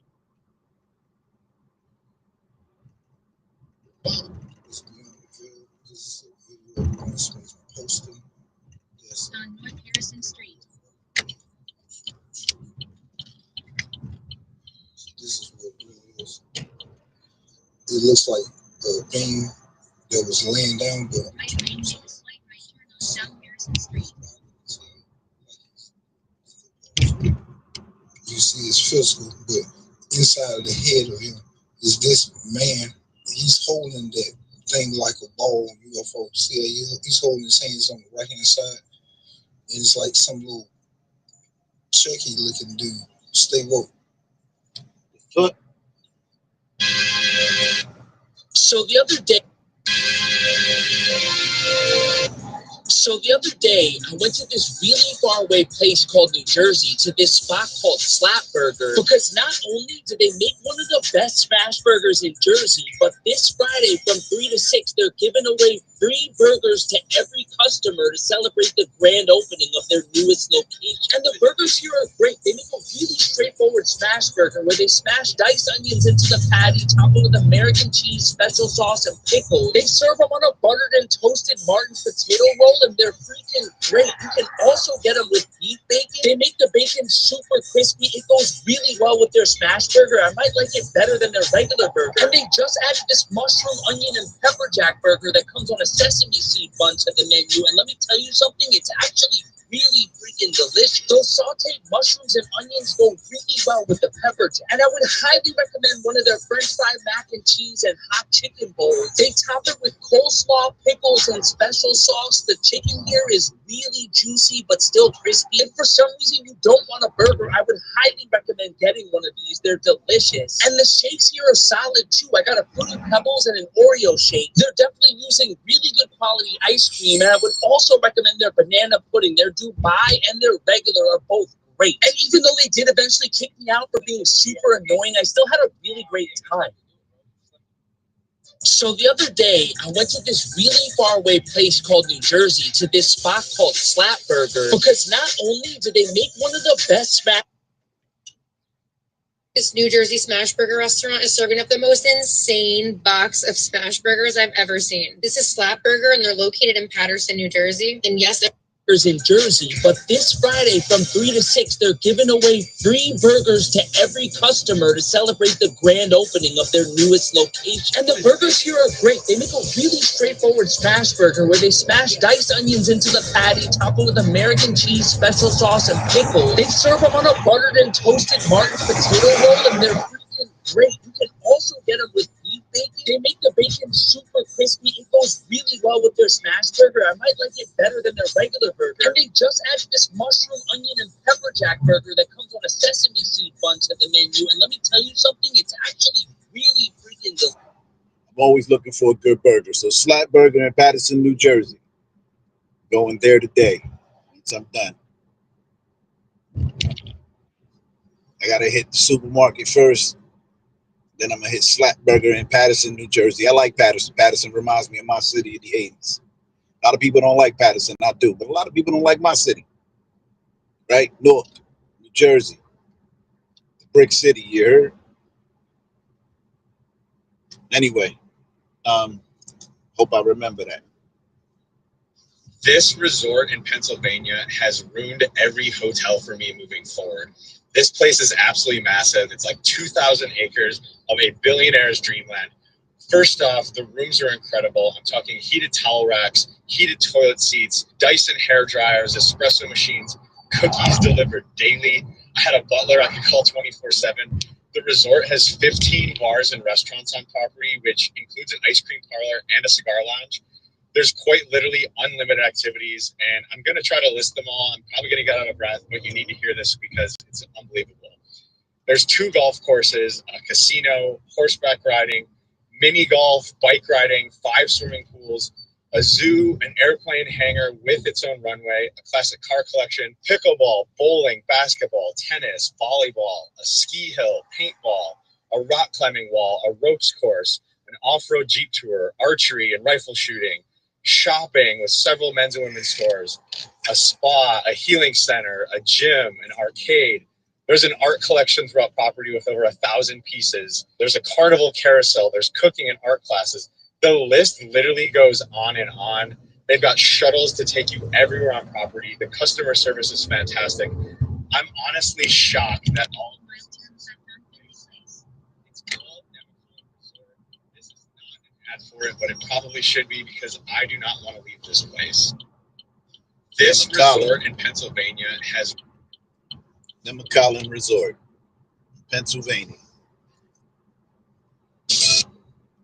Has ruined every hotel for me moving forward. This place is absolutely massive. It's like 2,000 acres of a billionaire's dreamland. First off, the rooms are incredible. I'm talking heated towel racks, heated toilet seats, Dyson hair dryers, espresso machines, cookies delivered daily. I had a butler I could call 24/7. The resort has 15 bars and restaurants on property, which includes an ice cream parlor and a cigar lounge. There's quite literally unlimited activities, and I'm going to try to list them all. I'll turn left on Vale Street.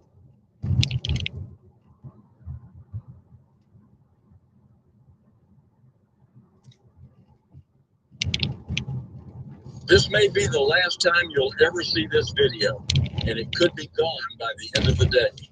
Because what I'm about to reveal isn't just controversial, it threatens the very systems that are quietly tightening their grip on our food, our freedom, and our future. For centuries, mankind survived by living off the land, but now that land On Vale Street, then turn right on Abbotsford Avenue. What's coming isn't a shortage, it's a reset. And if you care about your family and your right to feed them, you need to hear this now. The elites aren't hiding it anymore. They're engineering dependence, replacing farms with factories, selling you fake food at triple the price. And when the next crisis hits, whether it's war, weather, or a staged event, you'll be left with nothing unless you act now. But there's a way out. One man, a humble On engineer, Abbotsford Avenue, then pick up Joycelyn on the left. rediscovered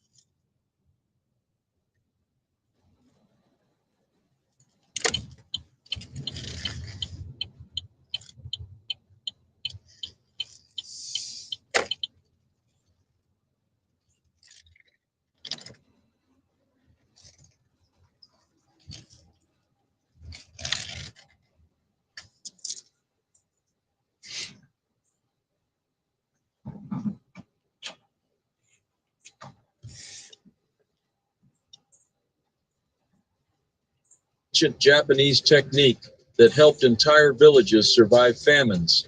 It required. Let's listen to that again. This may be the last time you'll ever see this video, and it could be gone by the end of the day. Because what I'm about to reveal isn't just controversial, it threatens the very.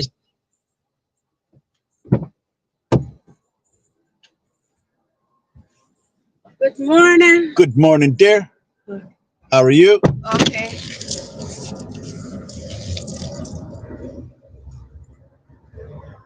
Head to your drop-off at St. Catherine Convent. Turn left on Sanford Avenue.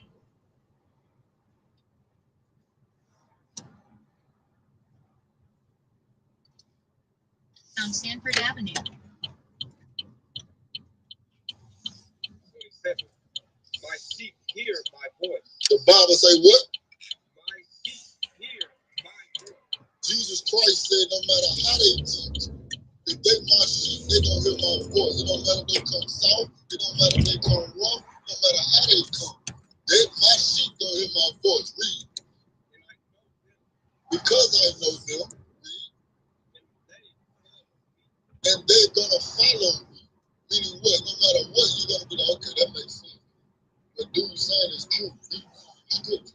So you're not following dude, you're following the scripture.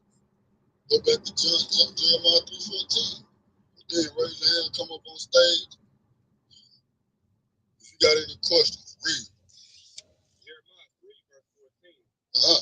Turn, O backsliding children. Verse 16. Verse 16. And it shall come to pass. I'm sorry, 15. And I will give you pastors according to mine heart. So God said, I'm going to give you pastors according to my heart. Read. Which shall feed you with knowledge and understanding. And they're going to feed you with knowledge and understanding of the scriptures. Read. And it shall come to pass when ye be multiplied and increased in the land. Read. In those days, says the Lord, they shall say no more, the ark of the covenant of the Lord. Neither shall it come to mind, neither shall they remember it. So what's happening is God has sent his pastors into this earth, the real pastors, the priests of God, and we're teaching, thus saith the Lord. Mile make a slight left turn to stay on Sanford Street using the left lane. Hey, my sheep hear my voice. All I need for you to do is go out there and teach. Period. That's all I need you. That's the only reason I created you. Go to Isaiah 49. That's the only reason I made you. Left turn to stay on Sanford Street, then turn left on Central Avenue. Isaiah 49 and verse 5. And now said the Lord that formed me from the womb. This is the prophet Isaiah. He said, and now said the Lord that formed me from the womb. Read. I formed you to be my servant. Go ahead. God. So any man on earth that say he's a servant of God, he should be going out teaching Israel that they got to repent and return to God. Read it again. And now says the Lord that formed me from the womb to be his servant. To do what? To be his servant. To be his servant. So this is what the servants of God gonna do. Read. To bring Jacob again to him. Mile turn right on South Center Street. By the scriptures. To bring Jacob again unto him. Read. Because Israel is not gathered. Even as we're on this app speaking, the children of Israel are not gathered. That's why when we read in Baruch, he said they got to be gathered. On South Center Street. Read. Yet shall I be glorious in the eyes of the Lord. Read. And my God shall be my strength. And my God, go ahead. And he said, it is a light thing that thou shouldest be my servant. Mile turn left on Freeway Drive West. What are they going to do? Read. To raise up the tribe of Jacob. To raise up who? The tribe of Jacob. So the Bible said that we're supposed to be here to raise up the tribe of Jacob. Go ahead. And to restore the preserve of Israel. And to restore herb of Israel. Finish it up. I will also give thee for a light to the Gentiles, that thou mayest be my salvation unto the end of the earth. So that's our job. Our job is to come and edify our people according to our Father's word. It is what it is. And if you don't get it, it ain't got nothing to do with me or the moderator. It's because God don't want you to get it. Again, raise your hands, come up on stage. I know y'all got some questions.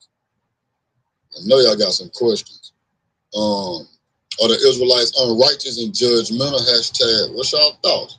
Raise your hand. I've been sending invites. Now I want you to hear me talk, man. Yep, come up on stage. Ask your questions so we can edify you. And again, if you want smoke, we with that too. Salam Edison. Can I ask a question? Yes, sir. Go ahead. I got a question in regards to Daniel 7 verse 9. Just need some understanding. It says God has no beginning. Wisdom does not end. On Freeway Drive West. So white hair is Keep left onto Essex Freeway.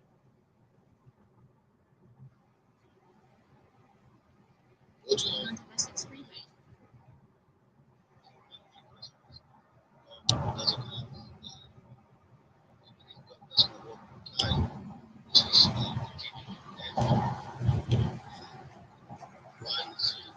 Why is he getting old? What is the significance of the scripture saying he's old? How long you been congregating, brother? I've been congregating for nearly maybe 2.5 years. 2.5 years. I'm gonna just do this for you real quick. Christ was only 33 and they said he had, But anyway, read that for him. Daniel chapter 7 and verse 9. I beheld till the thrones were cast down, and the ancient Take right exit 7 onto County Highway 636 toward Place Valley Way, Corona. his throne was like a fiery flame, and his wheels as burning fire. Now you said his hair was white. What you say that? What said his hair was white? It says his hair is white and woolly. That ain't what I just read.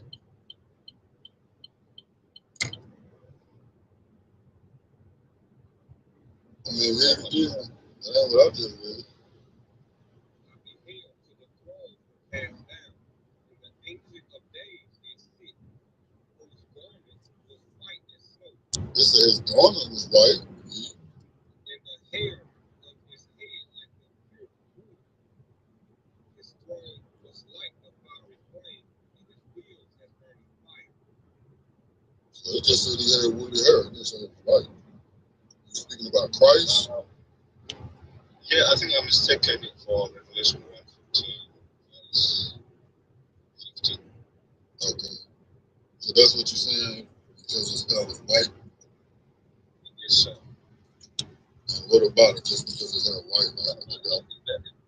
Is there any significance to,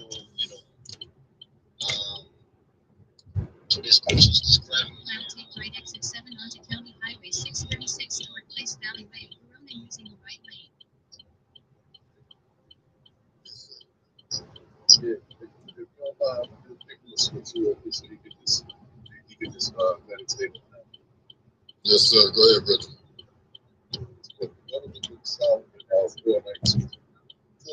Exit 7 onto County Highway 636 toward Place Valley Way, Corona. Then make a slight right turn on Pleasant Valley Way. Say that again, yeah, the Lord, the Father is the Ancient of Days, but you got to remember something. We was created. Make right turn on Pleasant Valley Way. us, look at what it represents. Read that real quick. Wisdom of Solomon, chapter 4, verse 19. Verse 9. Verse 9. But wisdom is the gray hair unto me. Read it again. But wisdom is the gray hair unto me. And an unspotted life is old age. Right. So you got it's symbolic. You know, our likeness is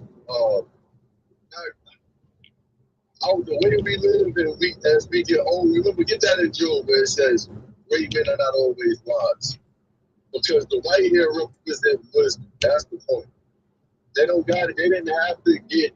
And the unspotted life is read that part again. Unspotted life. What? It's old age. Yes, sir. And an unspotted life is old age. Right. So Christ, he lived 33 years, but he lived without sin. And then when he gained his what? When he overcame his life, he gained his immortal body. The scripture says the unspotted life is old age. And it says that the gray hairs or white hair is wisdom to men. But read that in Job. What's the issue with men? That God and the Father don't have, or the Father and Christ don't have. Read that. Job 32 and verse 9. Great men are not always wise, neither do the aged understand judgment. Right. So because we are in the flesh, everybody who's old with white hair don't have wisdom. For white hair represent wisdom. You understand? So if we see Christ and the Father with white hair, it's because what? Because they have no wisdom. And when we gain age and we gain our white hairs, it's supposed to be a reflection of the years of experience that we're supposed to have some type of wisdom and knowledge, but that's not always the case. So this, white hair, gray hair, it represents wisdom. And no, the Father's not getting old. He's not getting old and wrinkly and got a cane and all that. That's not what's happening. The white hair represents wisdom. Old men, old women supposed to gain wisdom in their old age, but that's not always the case. That's why the scripture in Job says, our old people don't always have wisdom. But Wisdom of Solomon explains that white hair is the wisdom is the white hair. That's what wisdom represents. That's what white hair represents. All right. Understood. So last question here. Can anyone be an Israelite who fits Deuteronomy 28? Because I just found out that some of the tribes that are called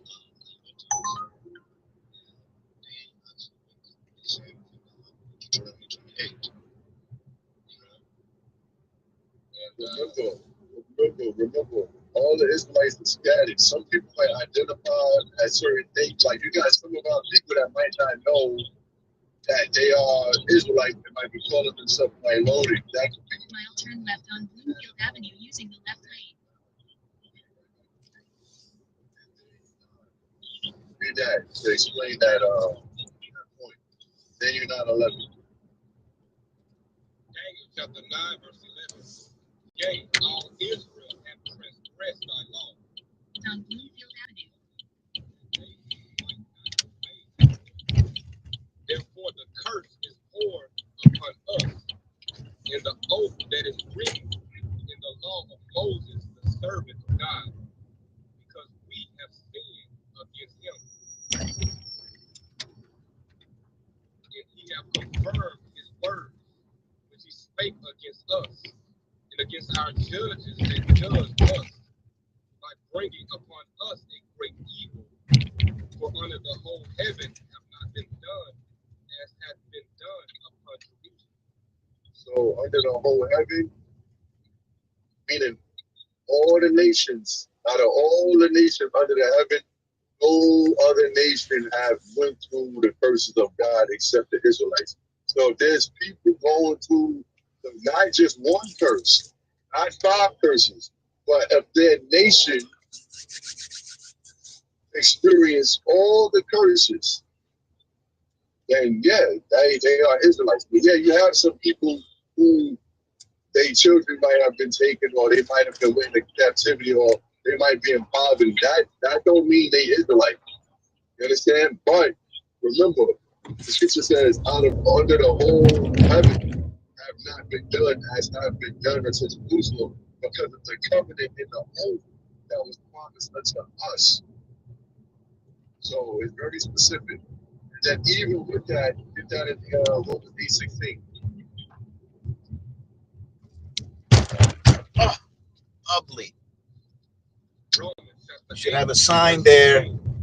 the Spirit itself bears witness with our spirit Wow. that we are the children of God. Let me get off of this Right, thing so here. even with all that, if somebody They should may have seem signs like there. they going through the curses or whatever, That's they not in a even strange area, the speed it all bumps. trickles down That's to the they spirit tearing they up have. the When Christ speak to their head asphalt. voice, that's the point. That could have That's damaged my ultimately the car, point. man. Because at the end of the day, Paul already wrote, all Israel is not Israel. We got Israelites, majority of Israel is not going to get the kingdom anyway. They're not going to exist to even know what's the point. So that it's going to go based on the how the spirit reacts to the gospel. Yeah, that's all I do. Yes, sir. Yes, sir. I mean, the reason why I brought this up is because I believe, the white man using the word nilotics basically to confuse people, because they used to call some of the tribes, especially in Uganda and Kenya and Tanzania, they used to call them Nilo Hamites, meaning they are a mixture of Nilotics and Hamites. So with that name basically puts a difference between the Nilotics and the Hamites. You understand? So now scholars are kind of debating to kind of erase that word. You understand? Because the Nilotics, according to them, they say they come from the River Nile Valley. Mile turn left on, in a quarter mile turn left on College Drive. Most of them, they say they migrated to the land. You understand? So they do not come from the River Nile. You understand? That's what the word Nilotic came from. On College Drive. We to abbreviate the understanding, we'll say Bantus, our people that identify Bantu. Those are where our people identify as a Nilotic or the Hamites. But then you got Esau that track DNA or lineage by the mother, and they'll call Make a slight right turn on Ashland Street. a Nilotic. That's what I'm saying. Make right turn on Ashland Street, then turn left. Bantu Nilotic. But at the same time, you're going to have Israel that might be identifying amongst that term that might be Israel. So that's why I said that ultimately it always goes based to the how the spirit reacts to the word of God. If the sheep hears the voice of Christ, of the shepherd. Then make a slight right turn. To the right here? Ultimate DNA test. How your spirit responds to the word of God. You gonna keep God's laws? Right here? Make a right turn, then drop off And then Joyce Land. that way? Yes. Okay. It's a campus. Drop off Joyce Land. Commandments, the curses, bear witness to the curses. That's what's going to, can't say nothing. What the hell can we say? If you, This door right here? Joyce Land. Yes, ma'am. the angels come, they're going to make the final decision. All we can do is look at the. You're welcome so much, ma'am. Good day to you. Thank you. Or identify people. Get to your pickup at 120 White Rock Road, spot number 1. If the scriptures resonate with your spirit, the history and the laws that God gave us to keep, That's all we can look at. And then after that, the angels gonna make the final separation. So, no, it is what it is. It's all praises, all praises. I just thought I wanted to bring that out, like maybe to maybe help. So I've been hearing quite few. Mile turn left on Ryerson Avenue. They just need to know that they need to keep God's commandment and see what the Father will deal with it. You understand? Because in history, basically most of these tribes, what happens is they go to the neighboring country and they fight each other. They capture the men, they bring them over, and then they assimilate it to the other tribes. So there's a lot of mixing going on. That, for example, when the British came to Uganda, they found the Baganda tribe and this one tribe called Punyoro. They both are Bantus, and they used to fight each other. So when the British came, one tribe was basically kind of snitching of the other tribes, selling them to the British. On Ryerson Avenue. So how slavery basically happened, and slavery and colonization happened. It's very complicated. Yeah, it's a lot of details. You got like a brief summary of it, and then you have intricate details on different situations. Mile turn right on Bloomfield Avenue. Just preach the gospel to all nations, because you're not going to be able to look at and have one-on-one conversation and let me look at your baby pictures, let me look at your great grandparents' pictures. We ain't gonna be able to do that with everybody. So just teach the gospel. On Bloomfield Avenue. Because you got a lot of Jake that think they Edomites, and they find out later on in life. I don't know if y'all been seeing that. Like a lot of people, they've been thinking that they were one race their whole life, and then they find out, oh shoot, my pops is black. My father's father is black. They be like, whoa, I thought I was white. I thought I was white. Mile turn left on White Rock Road. That's what we gotta do. Just teach, spread the gospel, and if it's the Lord's will, they gonna hear it. We can't let the angels do their job. We're gonna do our job. We're gonna teach. That's it. That's what Caleb would say. That's crazy. That's crazy. All right. On White Rock Road. Hey, all praises, brethren. All praises.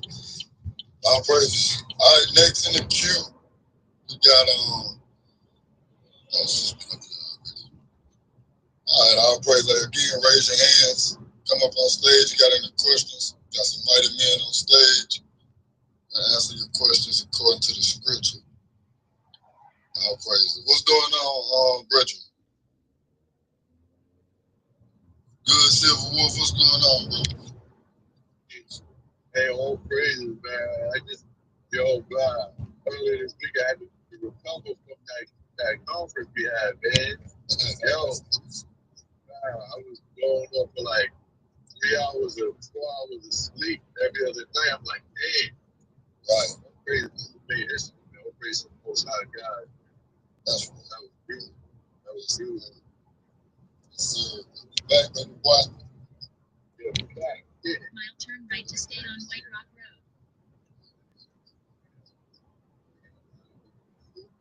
And people, we gotta tell them it's a manager to Joe. We gotta set the people in order. Hey, I wanna hear that scripture real quick if the brother can find it. I think this is Solomon who said that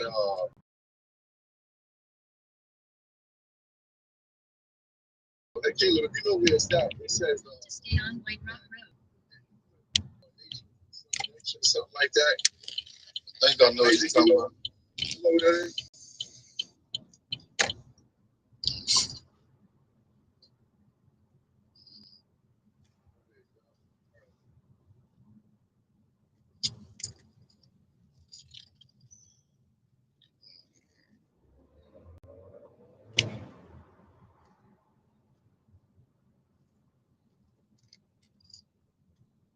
You said it's gonna put the Set the people in order. Solomon said. Wisdom Solomon 18:4. I mean 8:14, I think. Yeah. James? Not too bad. About yourself. For James, right? Yeah. Do you want the trunk? No, you're good. Okay. It's small.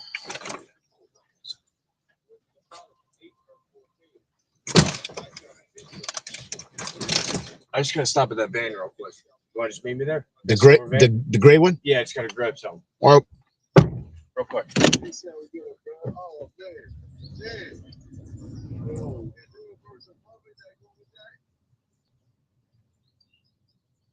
that's it right there. That's it. Yeah, read it one more time, bro.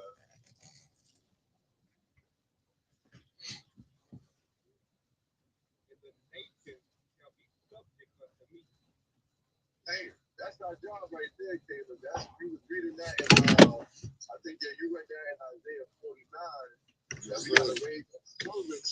The service of God gotta raise up and restore the tents of Jacob. You know what I'm saying? That's our job. But that, Head to your drop off at 33 Lind Road. how you this morning, man? Doing good. How about yourself? Stay on Doing White good, Rock thank you. Road.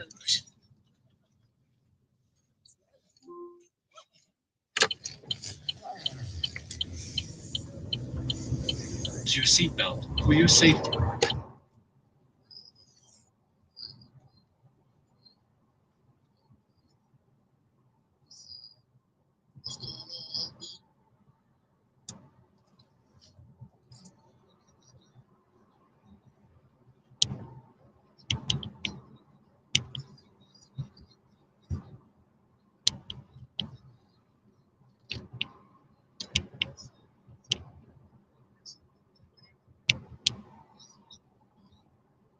Mile turn left on Bloomfield Avenue.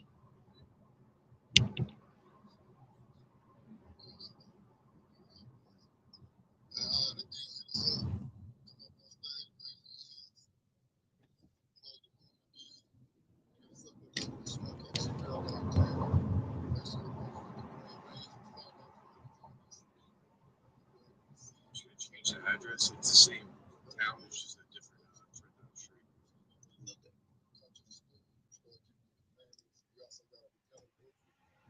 Head to your drop off at Luna Wood Fire Tavern.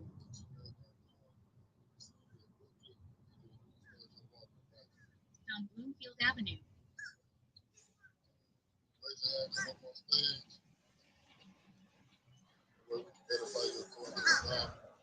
Luna Wood Fire Tavern. Yep. Why Wood Fire? It's my friend's bar. I'm going up to Saratoga. No, I'm saying, what is the wood fire? Oh, so they make their pizza in a wood fire oven. Okay. Yeah. Okay. Yeah. Pretty good. You from around here or not? No, not too far. I actually pick up from that establishment a lot. Oh yeah. Yeah, a lot. What, for Uber Eats or something? No, for just people traveling out of there, going home. Oh yeah. Yeah. Yep.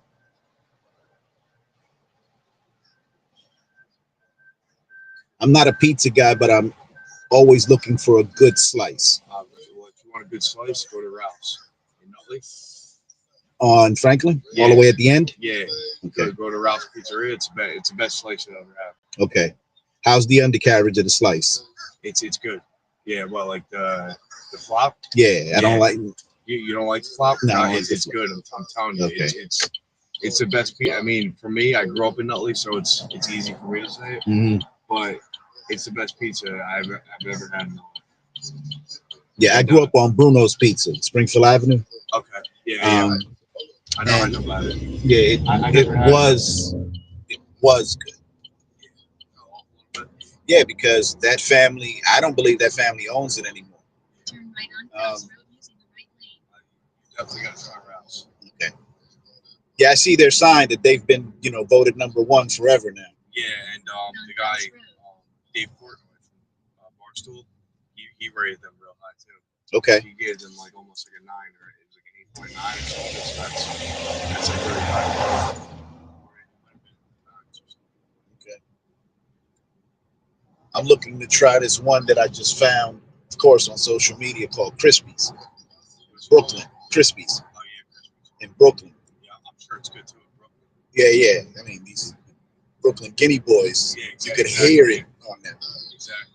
And they have theirs has no flop. Oh yeah. Pull it out, it's perfect. That's really like Ralph's too.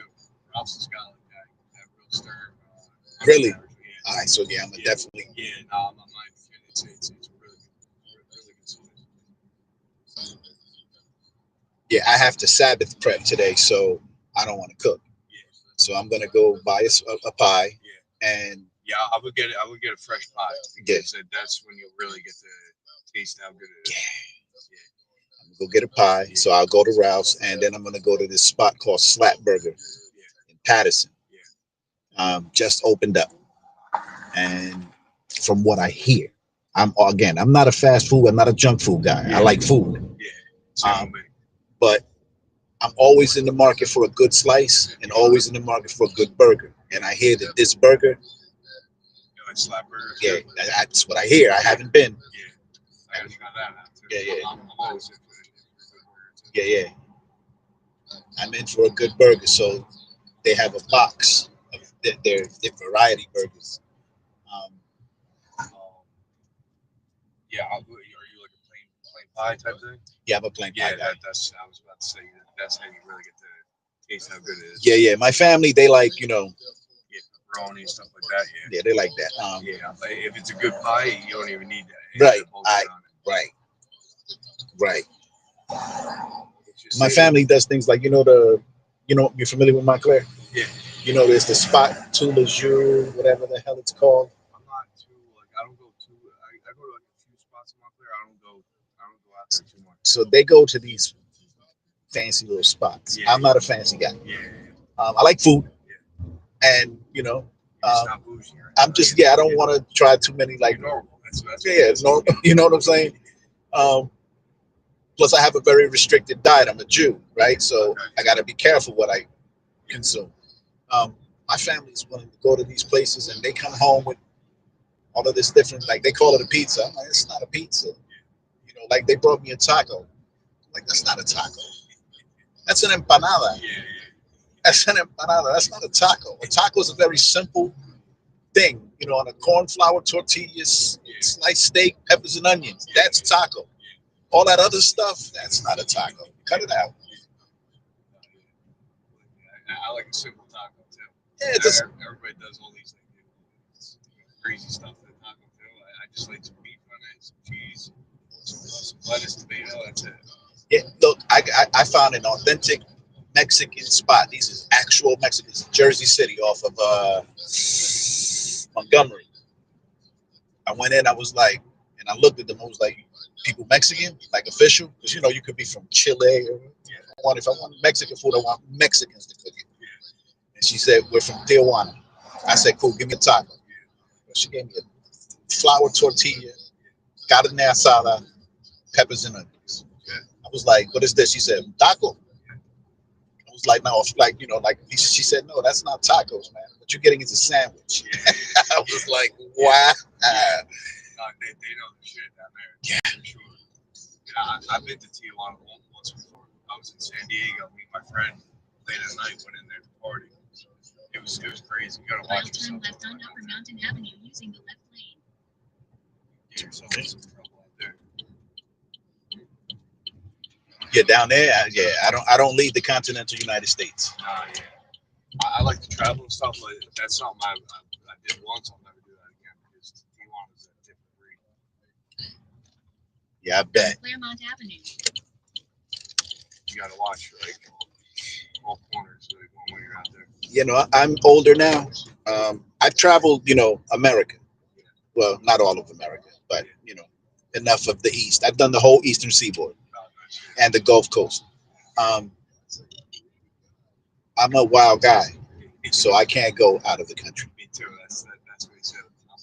I get a little crazy too. Yeah, I'm a wild guy. I can't go. I'll be a little crazy this weekend.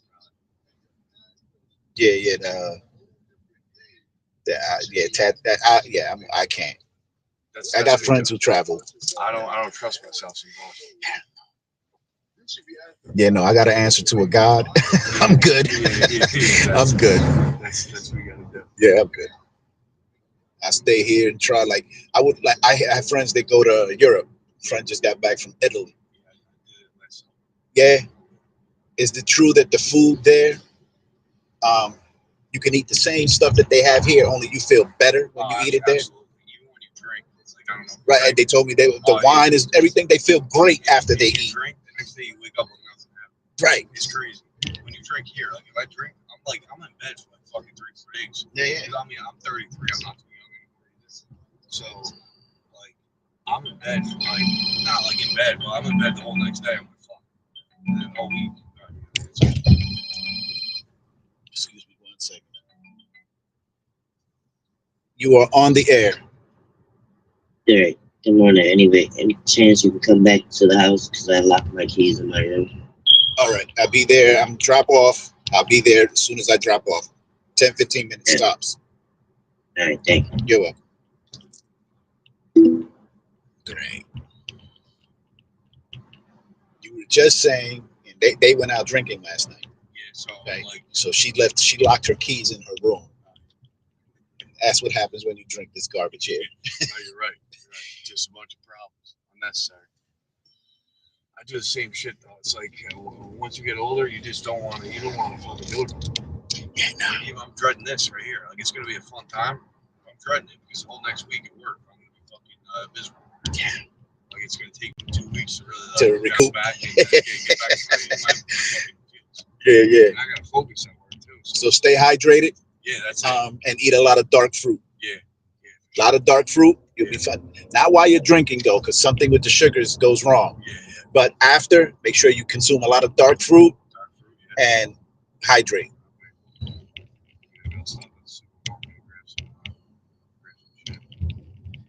Yeah, I stopped drinking when I realized I get the Rams.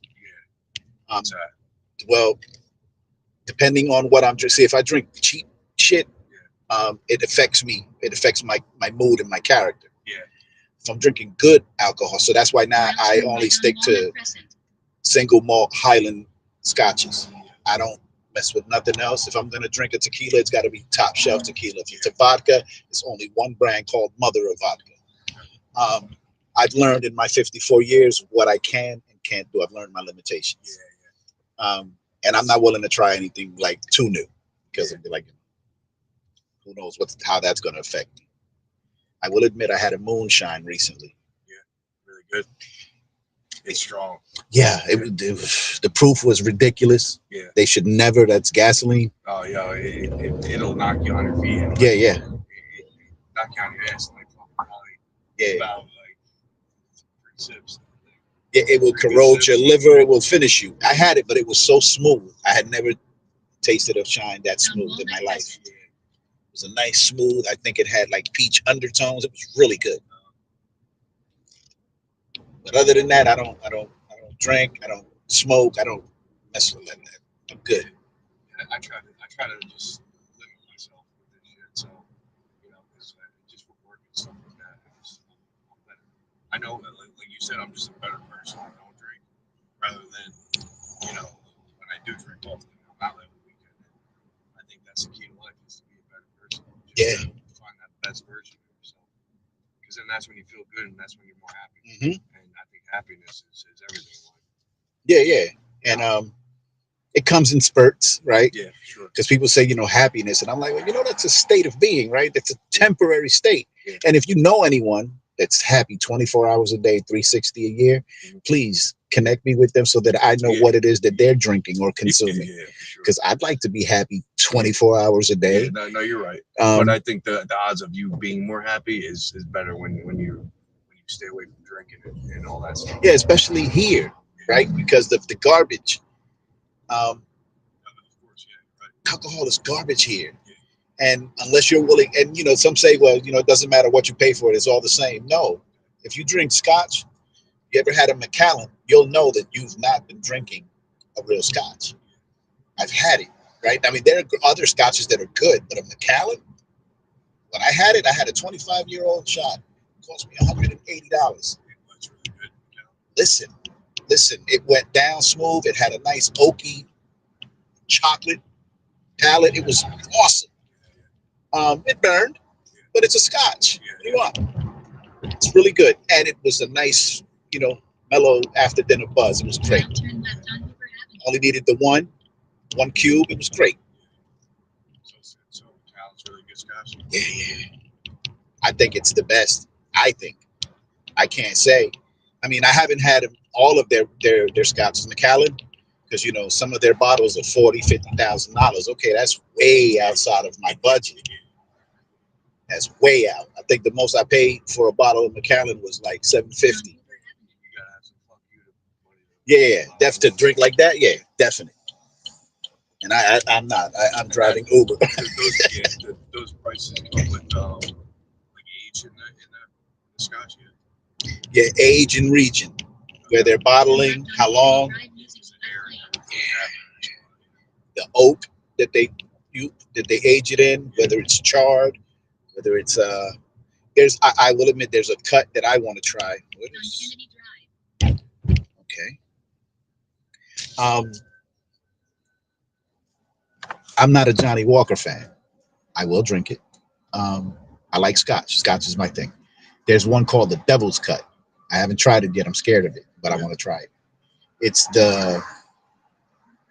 what seeps into the oak after aging for 20 years. It seeps into the oak. So what they do is they take the oak and they press it, and they take that's seeped in and they refine it and sell it. Really? Yeah. That's pretty good. I don't know. I try to stay away from anything that says devil in it. Yeah. No, yeah, I mean, yeah, for sure. But I want to try it. Go figure, right? I want to try that Scotch. I do. I want to try that and see what it's like. I'm just saying it's pretty good how they do all that. It's crazy how they do like all these certain things. Yeah, I missed several callings because I would love to distill. Yeah, make my own alcohol. I would love to do that. You're really interested in it, so you should try it. And I've only I've only gotten into scotches within the last 2 years. Yeah. Right. Cigars I started this year. Yeah. I don't see the whatever it is that I don't see what they get out of it, but I'm trying. Each one smells funny to me. They all stink. But there's clearly something in it. And I'm thinking about golf. Golf. Okay, I'm thinking about golf. Yeah. It's a very tough sport. Like, I'm not saying you can't do it at all, but I'm pretty decently athletic. I played every sport in my life, and I pick up pretty quick. That sport is the hardest sport I have played. But I'll ask you this.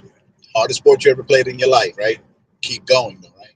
Oh, absolutely. Right. Is it addicting? Oh, yeah, like they say it is? Of course, yeah. And it's just a sport of patience, and it's a really good sport to get out with your buddies, and even by yourself, and just play. Because a nice day out there, and you practice some balls, you get good shots. It's a great day. Don't get me wrong, but it is frustrating at times, and it's expensive too. That's what and if it's addicting, I'll spend my money on it. I know it. That's what it is. But it's a great, especially don't drink too much anymore or something like that. I mean, it is nice to have a couple drinks on the course too. But if you just want to get out and do something for a day. Yeah, because I pick up at the Montclair Golf Club. Yeah. They be sauced down. Oh yeah. They get sauced down. I'll be like, wow, you're pickled. Yeah, for sure. My buddy has a country club over here in Goldfield, Forest Hill, and they get banged up over there. Maybe a month ago, and I got banged up there. Is that the one off of Belleville Ave? I think Belleville Ave. Yep. Okay. It's like it's down by it's on Belleville Ave. It's like hidden kind of. Yeah, hidden way up in there. Yeah, I didn't know it was there until they called me in. Yep. Beautiful place. Yeah. It's a 6 week. Yeah, I met a PGA golf instructor there. He gave me his card and told me if I'm ready, just call him. Oh yeah, for sure. I just because I have an addictive personality. I'm a wild guy. I'll spend tremendous money doing it. Oh, absolutely. And I see men in the winter, like there's a golf club on Franklin, Belleville. I think that's Belleville, between Girolamo and Beverly Ave. There's a golf club there, and they be out there all year. Oh, yeah. Rain, sleet, snow, they don't give a shit. People don't care. Yeah, I'm like, really? What is it with the sport? I think these county courses too. Like if there's no snow on the ground, I think like if it's a certain temperature, I think they'll have people go out and play for like a low rate. Well, yeah, well, I think that's Essex County, the one on Franklin, between Girolamo. That's Hendricks. Hendricks. Hendricks, Yeah, that's that. Actually, is Hendricks. They Yeah. just redid that course. They did all the county courses: Hendricks, Burns, and West Orange, and Weequahic is in North. They just redid Weequahic and opened it up. I got to go play it. So I heard it's beautiful.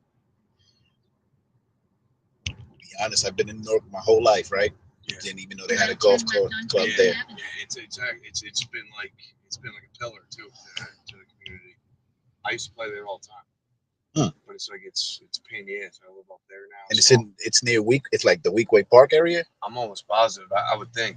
I'm not too familiar with the areas in North. Well, no, there's a big chunk of that park that's like closed off to the general public, so it's got to be the golf. It probably is. It has to be. It probably is.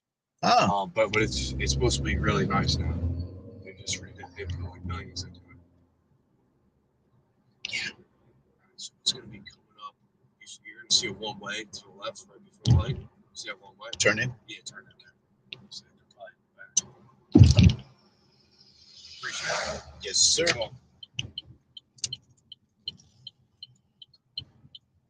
Turn left on Franklin Avenue. Right over here, you see this handicap sign? Right here. This is Will Park. I appreciate it. Be good. Yes, sir. You have a good one, man. Next. Travel safe. You heard? Yep, thank you. I'm gonna come on the other end. Take care. Head to your pickup at 283 Chestnut Street.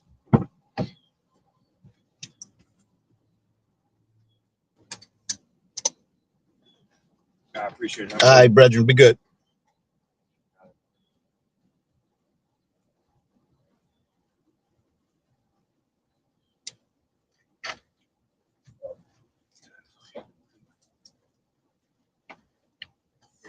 All right, man.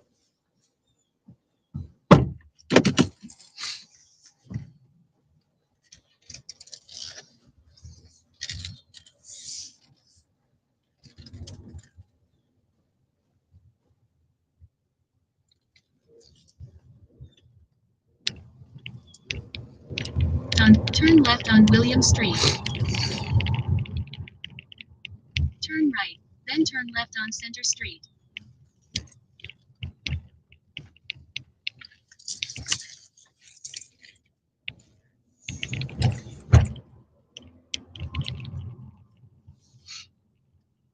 On Center Street.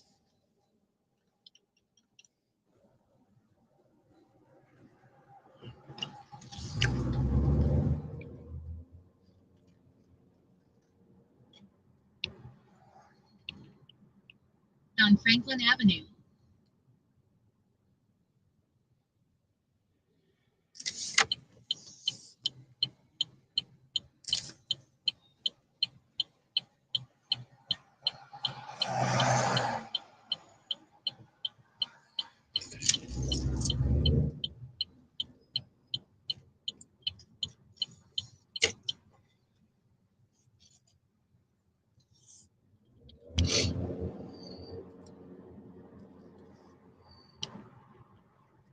Mile turn left on Chestnut Street.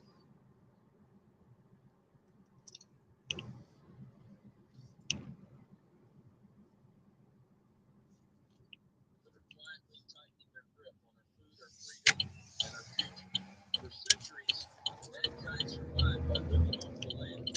Now, that land is being taken poison. Turn right on Prospect Street.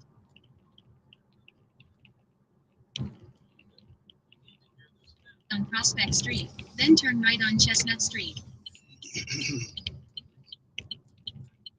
Selling you fake food at triple the price. And when the next crisis hits, whether it's war, weather, or a staged event, you'll be left with nothing unless you act now. and Chestnut Street, then pick up Pilar on the right. That helped entire villages survive famines. It requires no soil, no sunlight, no grid, just a few shells. Pilar on the right. Pocket Farm has quietly become a movement. Over 150 pounds of vegetables and 70 pounds of fish, grown right from your closet or spare room, month after month, independently. Pilar on the right. For lack of knowledge, this isn't just about food. It's about freedom, about breaking away from a broken system before it breaks you. Good morning, ma'am. How are you? Yeah. I am well, thank you. Head to your drop-off at 23 Kingsland Road.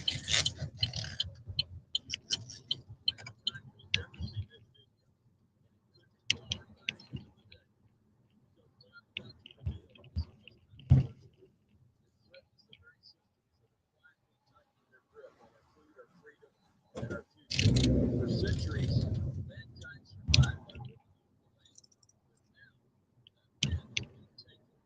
Drop-off at 23 Kingsland Road. In a quarter-mile, turn left on Passaic Avenue.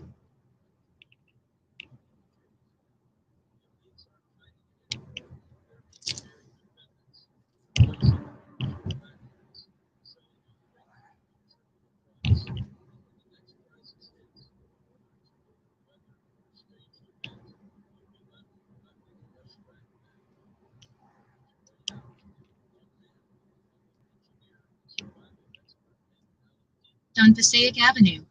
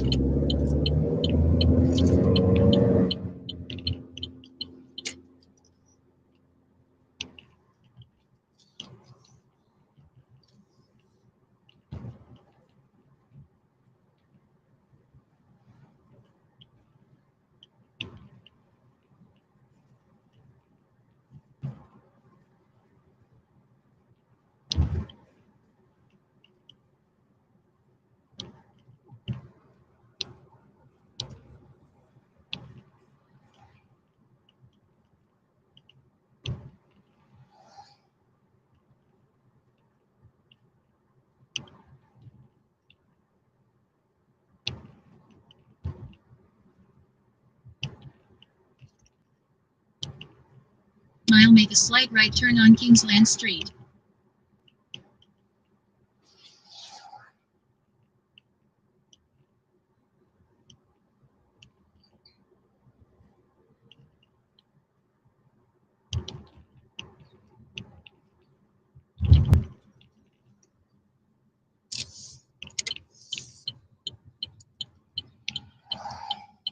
Right turn on Kingsland Street.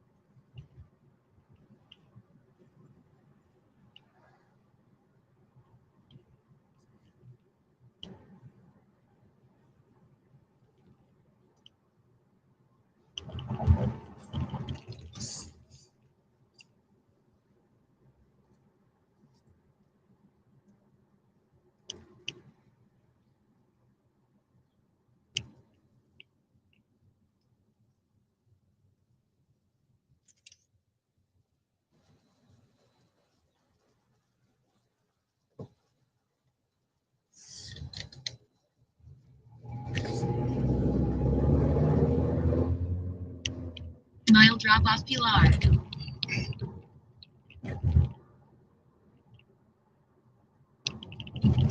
Supposed to put stuff.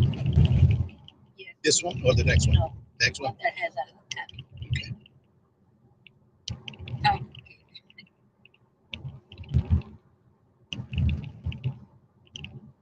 Right here. Pilar. Okay, man. Thank you. You're welcome so much. You as well. Travel safe.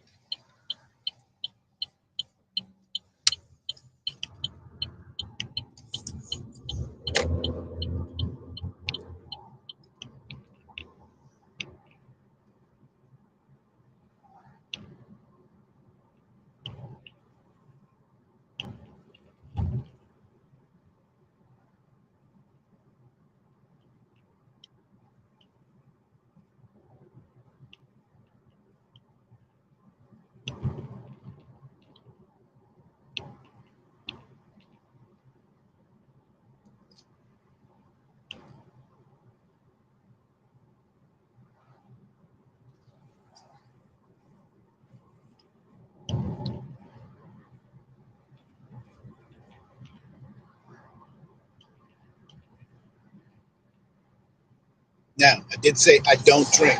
Let me clarify what I mean by that.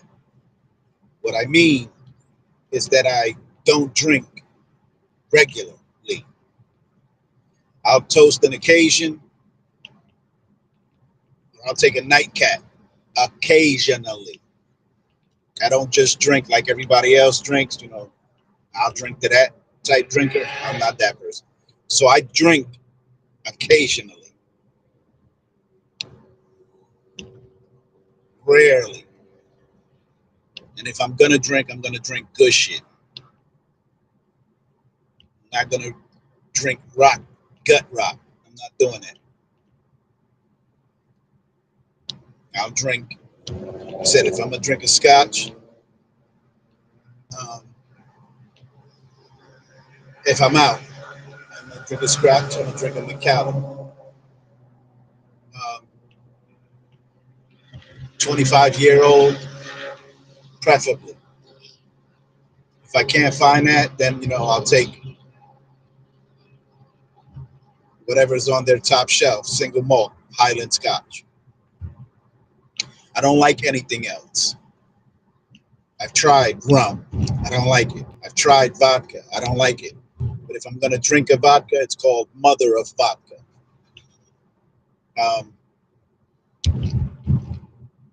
It's an actually good vodka if I were a vodka drinker. I don't drink gin at all. I don't like it. A cognac, rarely. It'll be a Hennessy Black. And when I feel like splurging, like really, really, I'll do a Louis. But that's outside of my budget. Tequila.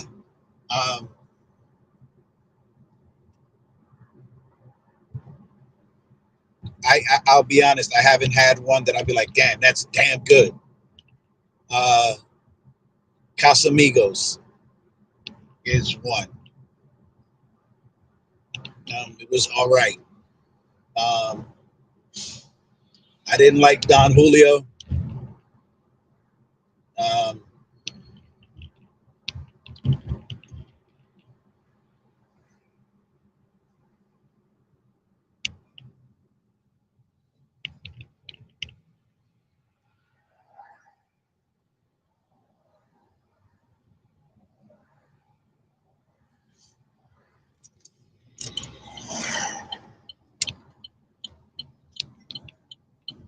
So just to clarify again, when I say I don't drink, it doesn't mean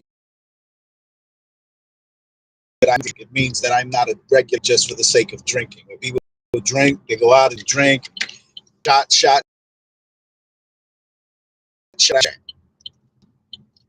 Maybe two, maybe.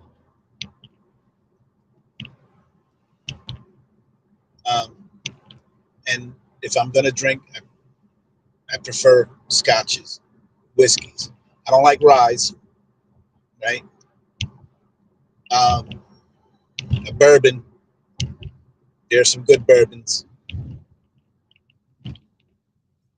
but I like that. The scotches, the whiskeys, the bourbons, and a scotch is a whiskey, right? From the Highlands of Scotland. But I'm not a drinker. I did drugs. I don't do that anymore, but I did. I was on my Eric Clapton shit for many years.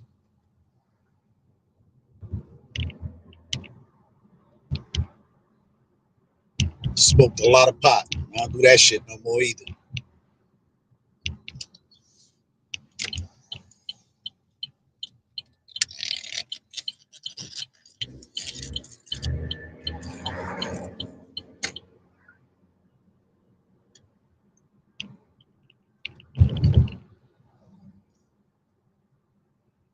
So yeah, just to clarify, because I was giving off mixed signals and I thought about it. I drink. I don't drink though.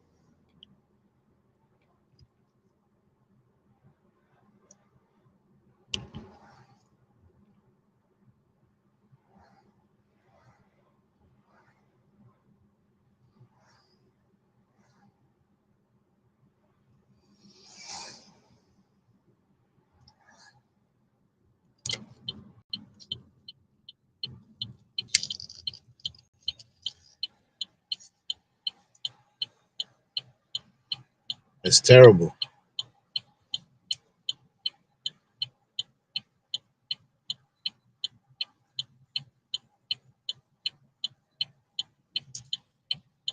That's terrible. Period. I was just passing Claremont Hospital.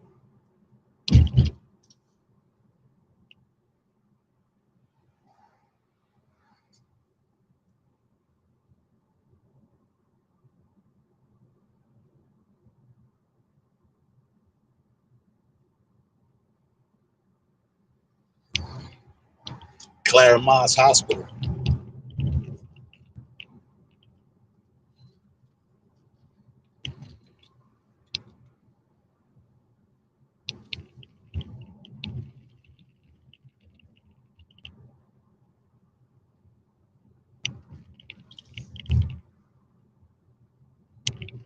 Clara Mass, not Claremont.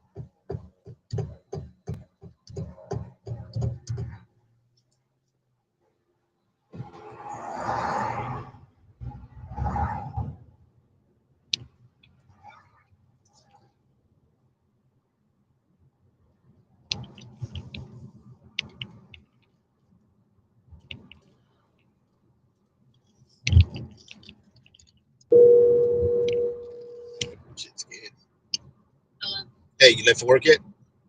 Yeah. Okay. You never told me how it went with the guy. Did he call you? No, he told me he's gonna have an update for me by the end of the week, so hopefully I hear from him today. Okay. All right. I just wanted to check in on that, see how's it going. I'll keep you posted. The only thing is, between us, I'm gonna,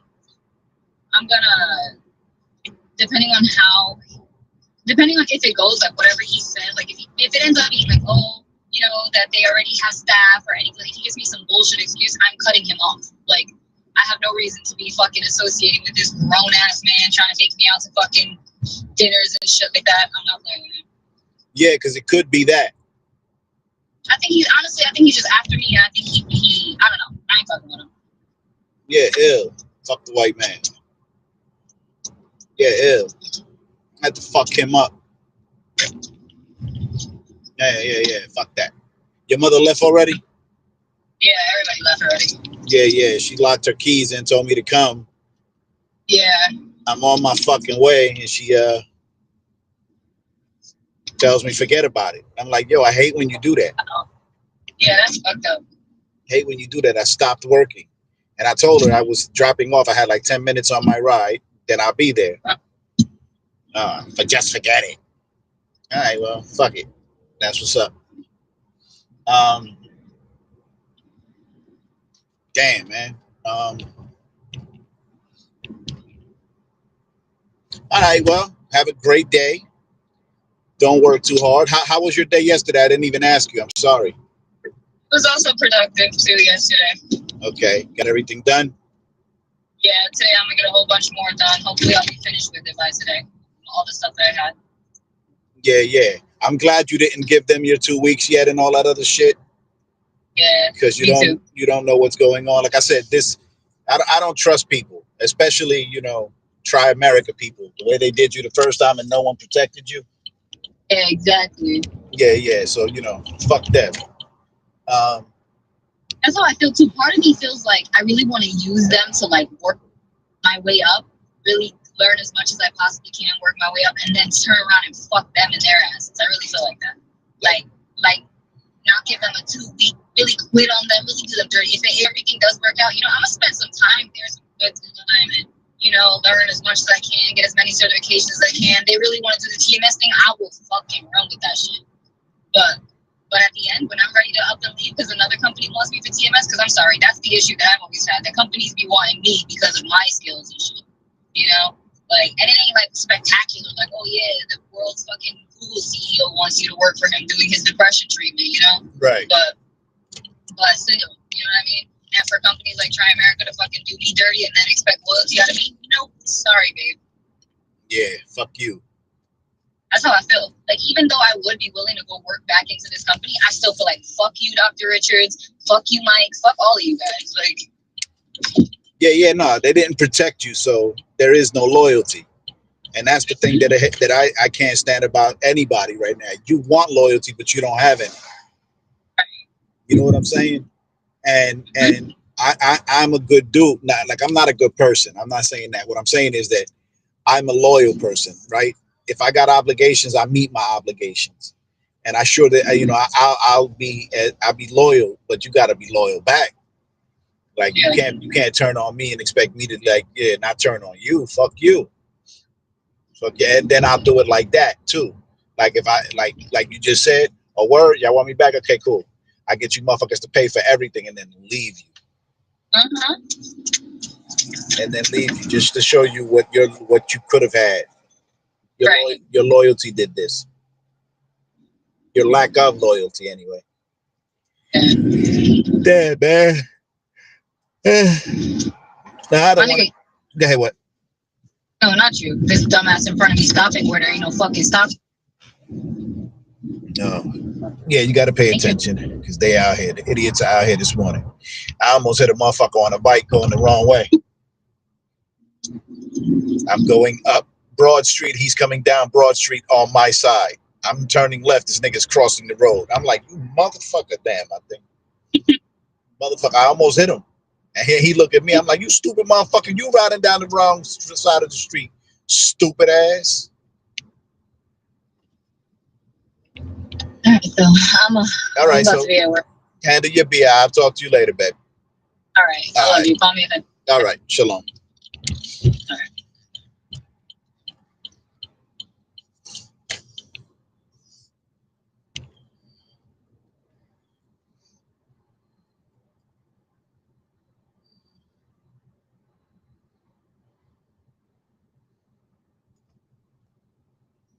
Damn.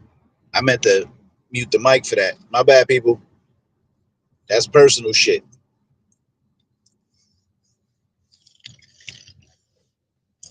I be forgetting that I'm streaming.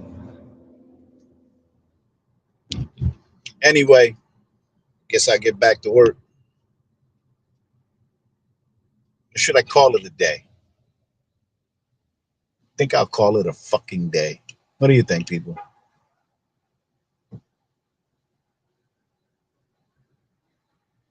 Man, let's get back to work.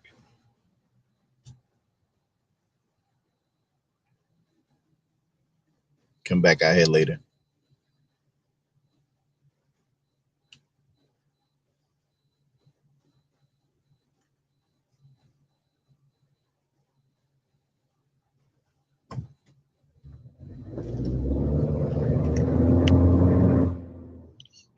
Hello?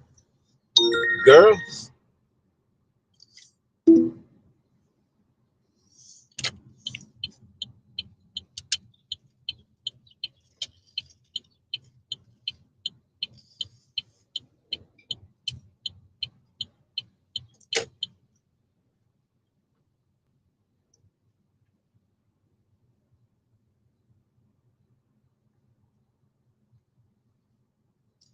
Yeah, it's a different fucking world.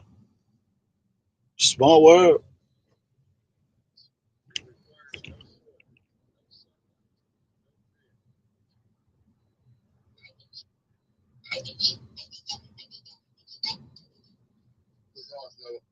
I'll go.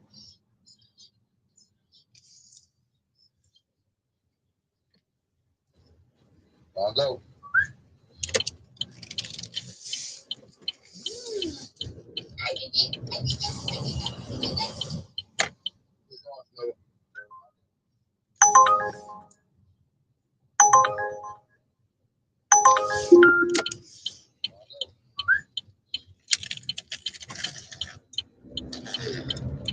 Pick up at 308 Clifton Avenue.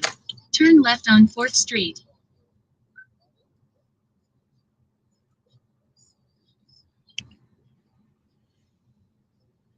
I'll go. Mile turn left on Park Avenue. I'll go.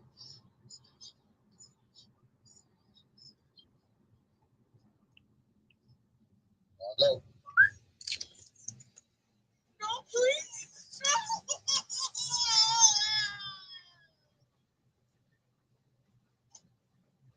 No, please. The eugenics in that. It's dripping with it. Just got through watching right before the one that I clipped. Ballistic Bob. Yes, him. For fuck's sake. And he was making a comment about this stupid. It's not even a controversy. The lunacy of this sudden obsession with eugenics, white supremacy coming from the left because of a white chick in a jeans commercial. This girl, eugenics, dripping with eugenics. On Park Avenue. I would lay even odds. She doesn't even know what the hell eugenics is. But let me throw it out here for you lefties that maybe don't have a good grasp on history. You all like to spout off about Hitler, right? Hitler, the Nazis, that kind of stuff. Do some digging. Do some digging. Where do you think Adolf Hitler and the Third Reich got the final solution? The eugenics ideology. Where do you think that came from? A mile keep left. Look it up. Look it up. You're going to be surprised. I'll give you a hint. Give you a hint. I'll help you. Margaret Sanger and her cohorts and peers in the Democrat Party Yes, yes, that Margaret Sanger, the same one who created Planned Parenthood for the sole purpose of controlling the black population. That's the same one.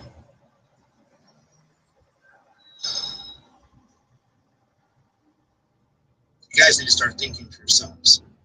The cognitive dissonance that you're feeling in the back of your head, giving you a headache, making you miserable every day, it's because you're not thinking for yourself. You're not realizing the hypocrisy and the abject absurdity of your positions. You're not thinking it through. Give it a try. Who knows?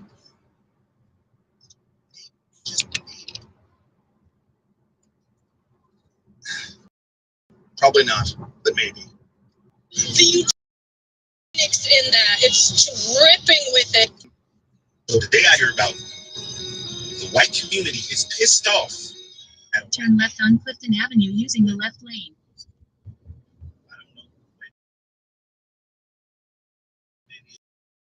We'll find out what is all the outrage. I'm going to let you hear what the man said, and maybe you can tell me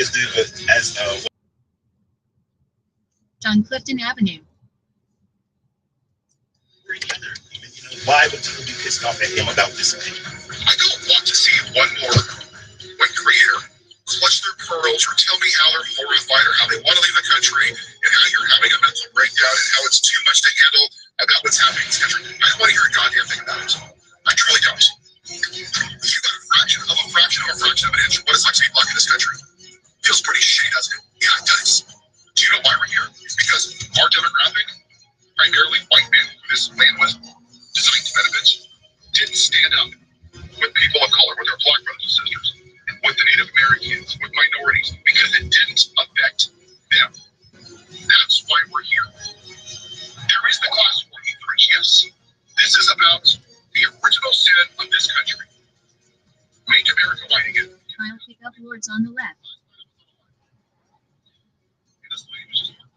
She's like, I don't know, like we had, 75 years of progress, and it's all we have taken away. And I asked the question, and I think it's the right question. Was it progress, or was it just suppressed? That would argue the latter. Because it sure feels like this racism is like a reservoir, and it's a body of water behind a dam, and it's been dying to push out. And that's what this clan leader is in the White House. He is not an outlet for the dam. He unleashed it. It was there. Our neighbors, our friends, our family, they were always racist. He just said, hey, little Billy, hey, it's okay. Don't hide anymore. Take off your white hood. Don't hide your face. Do it in public. Who are they going after? The racially profiling people. DEI, CRT, equality, Charlie Kirk, the white supremacist. Hey, if the pilot's black, do I know that they're qualified? Has he ever said that about a white pilot? It's on the left. The most unqualified.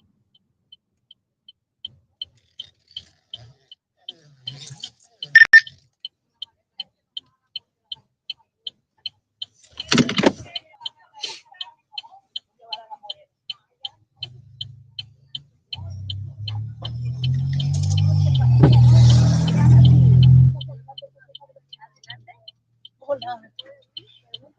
¿Se puede ir uno adelante? Yes, ma'am. Yes. Yes. Va. You're welcome. Sí, me dijeron, pero yo no tengo la culpa de encima de lo que dijo doña Karina, no puedo ir. 11:52. Seatbelt, please. Yes, 11:52.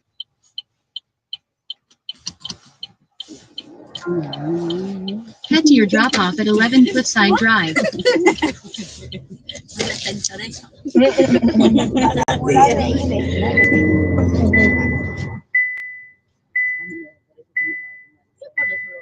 Turn right on 2nd Avenue.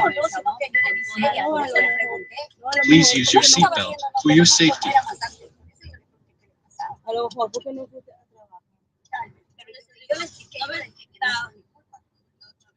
Down 2nd Avenue. La hermana de Margot está enojada con Kelly, tu ver serio. Es que mi hijita tenemos que hablar, sino que cada rato ella va a venir. También, ¿qué te importa? Hoy día vino esa. Mile turn left on Broadway. a Margot y a Gladys y a Gladys le puedo. Yo no sé qué foto no tiene la foto, si no es y la María le puedo decir Carolina que te estaba a las 2 y Karina le dijo yo que fui a pedir una foto que me faltaba. Y me dijo cualquiera de las dos. Esta semana se llama María y otra semana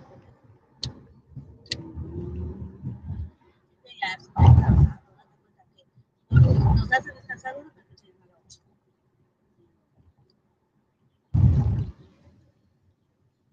On Broadway. Yo sé ¿qué digo? Que nos de la comida. Yo te iba a ir hoy día. Así como los otros son todos los lunes no me ven. Como no tengo teléfono, le dije, mami, le decía que no tengo teléfono, ¿dónde me digo? Ahí me preguntó de los teléfonos y llámeles ahorita. Sí, a mí me llamó después, pero después que me llamó la Marisol me dice, mire, ya no llamó Marisol, levántese vieja huevona. Le digo, estoy dormida, ¿qué quiere señora? Le digo, señora, ¿qué quiere? Estoy dormida, levántese vieja huevona. Pero ya me había llamado Marisol a mí. Ya me llamó Marisol. Y después dice, ¿quién va a llevar el número? Y le digo, yo lo voy a llevar a Lulu. Y dice, dígale a Lulu. Ojalá, le digo, ojalá, le digo. Y la cochina me dice.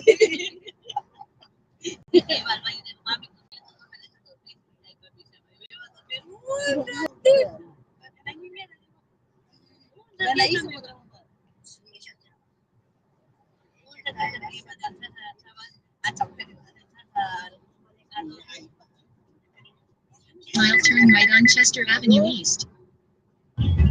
Aquí vamos. Ya vamos, ya vamos. Llegando pero saliendo. No, ya vamos en el lugar de Karina.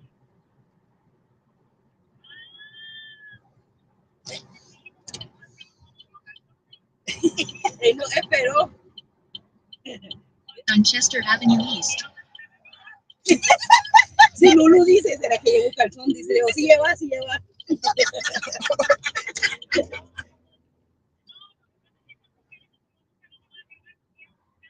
Oh, mejor así dígale que no nos va a sudar.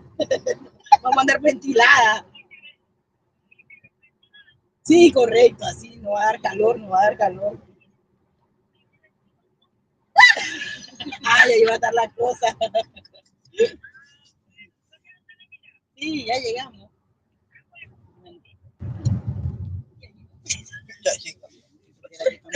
Ya llegamos.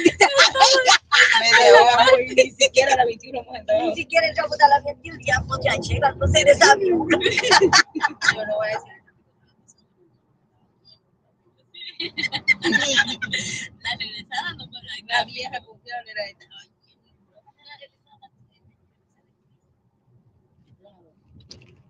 Las muchachas no saben qué decir que las padres. ¿Tú les vas a quedarte? ¿Dónde? Ah, hasta las 6. Hasta las 6, pues. Para que no paguen el regreso, venimos con Cris. ¿Sí? Sí. Ya, pues. Ok. Las cosas. Y ahora ya no es 11. Esta semana no ve. ¿Qué? Tenemos que pagar a 11. Ah, sí.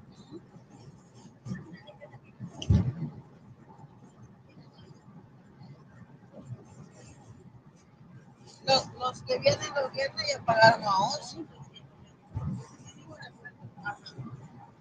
Soraya también estaba. Mira, Soraya.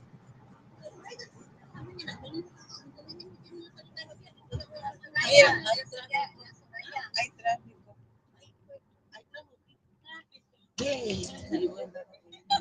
La Soraya es otra, ¿verdad? Me dice, a mí que no me anden metiendo eso. También mete con una Soraya, tendrán cuidado. Sí. También mete con una Soraya. Ya por ahí me chismearon. Yo por eso miré bien serio. Yo sí no le digo nada, ni nada. No, porque hay muchos muchas malas. Ajá, mejor no quiero. Sí, no, digo una compañía que pero ya tiene toda la vida, ¿verdad? Sí. Pero no le hubiera hecho cámara con ella. ¿De quién? No, no le dije que es una compañía que compra. No, una amiguita. No, yo le dije que es una compañía que le enseña. Ah, bueno, sí. ¿Sabes por qué ahorita están así? Porque una compañía de esas colombianas, ¿sabes por qué? Porque las que están legales, las que tienen papeles legales, ellas tienen prioridad que las que no tienen. Sí, por eso es que la señora de ayer, ella también trabaja en las colombianas. Ajá. La morena. La doña Dina y la doña Clemencia. Pero como no tienen papeles, les dejan un lado. Sí ha sido esa situación que también me entero por la muchacha, pues vos sabes, no se sabe nada de otras compañías. Dice que es que vienen hasta inspeccionar, ¿verdad? Los papeles. Chocaron ahí, creo. Ay, Dios mío. Moreno, estos son morenos y estos son ecuatorianos. Chucha, tremendo lío. Tremenda guerra mundial. Puta madre.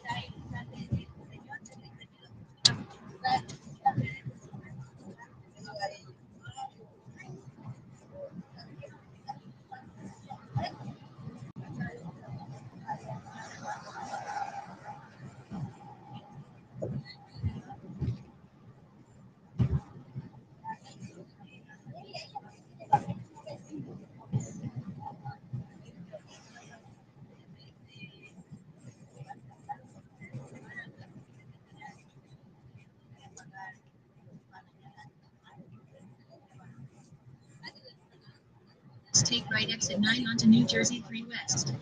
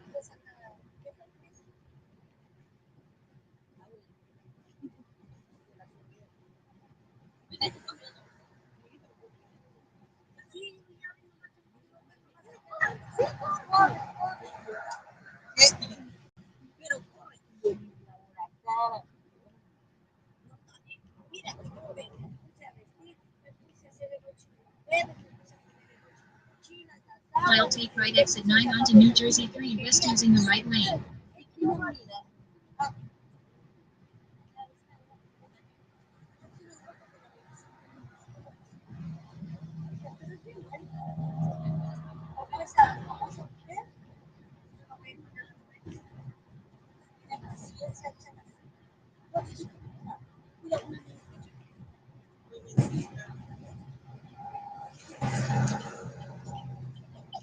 Exit 9 onto New Jersey 3 West, then keep right.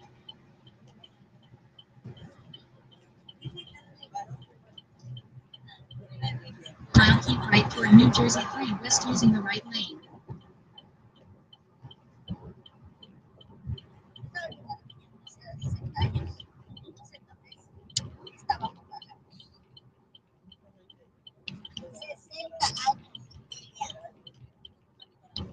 from New Jersey 3 West.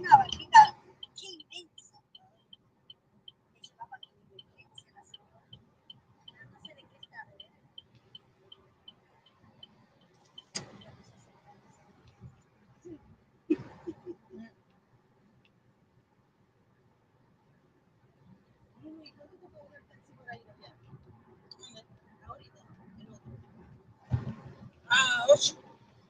Y ellos no vienen hasta aquí. Sí. No, ahora más.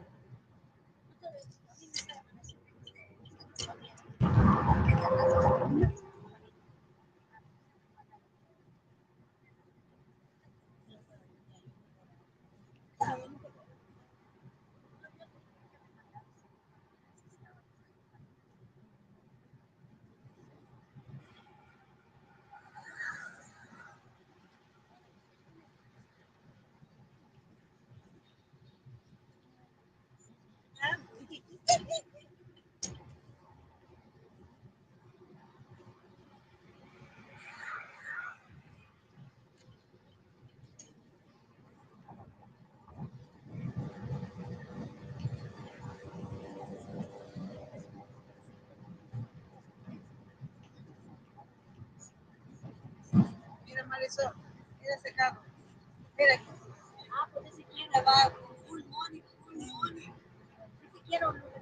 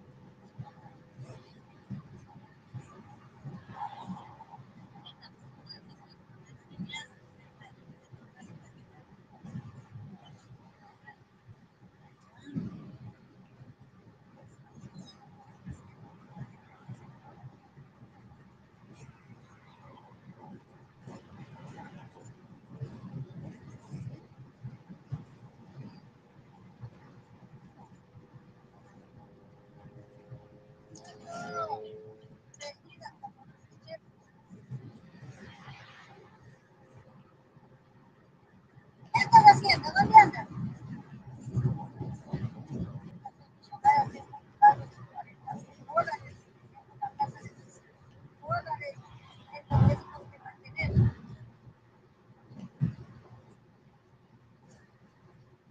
¿Me viste el mate? Super red.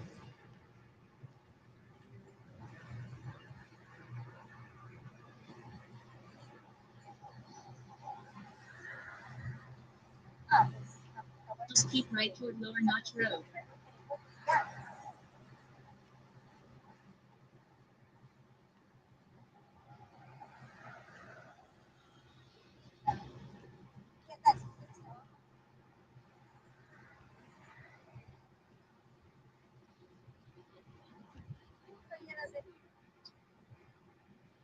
Si ya pudieron matarle si te comen.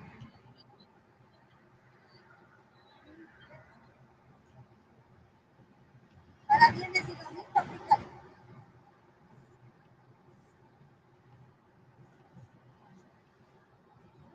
Ya después, por cierto, y andarás para recibir el domingo. No, ya está acá en la terminal de aceite.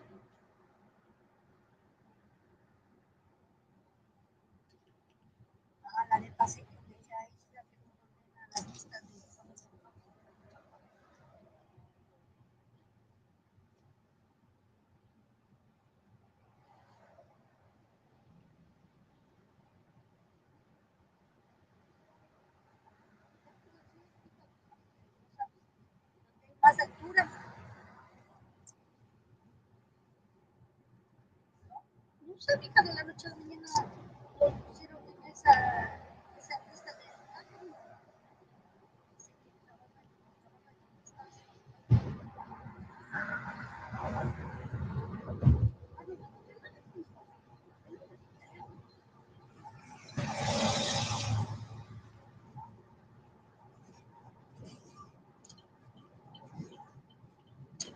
ya yo no lo digo a las nuevas. Para viernes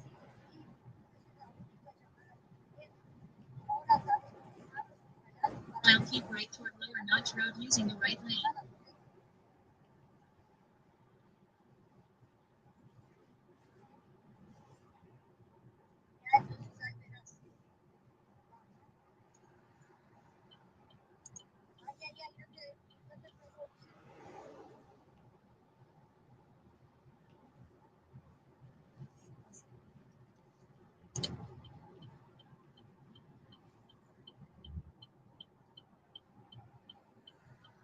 Toward Lower Notch Road.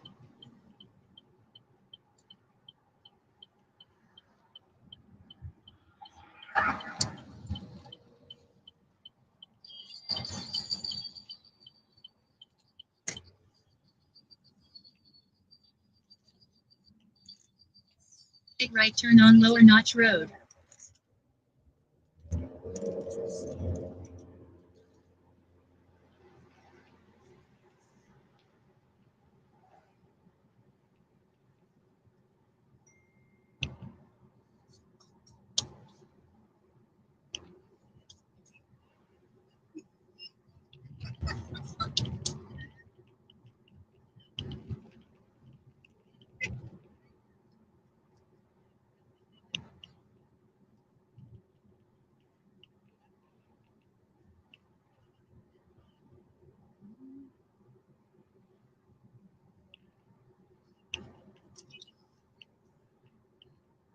Mile turn right on Long Hill Road.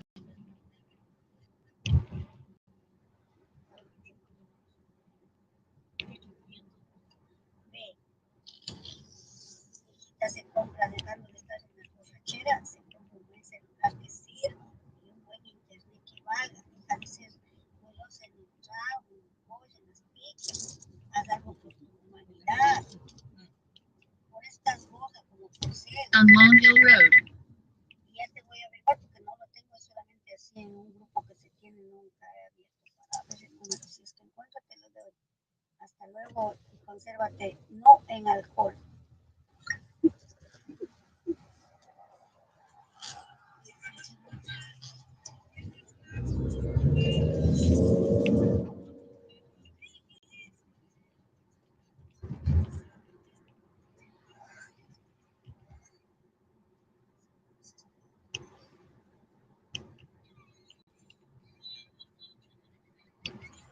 Turn left on Cedar Grove Road.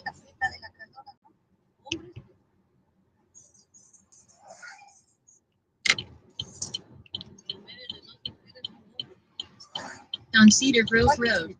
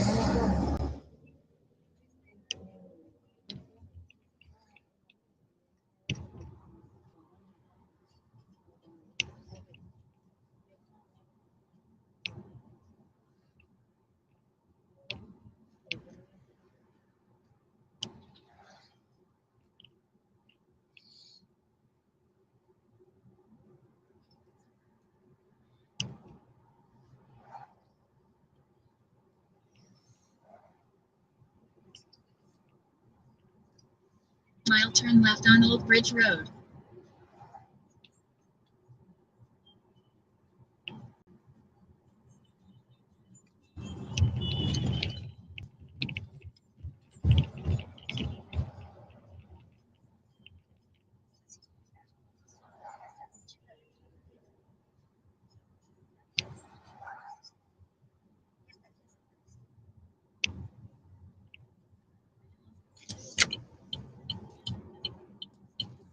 On Old Bridge Road.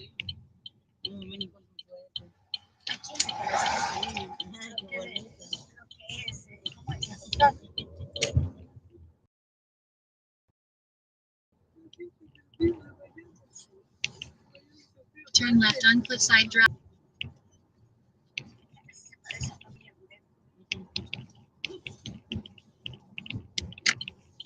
On Cliffside Drive, then turn left.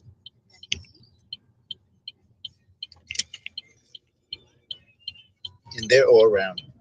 Around.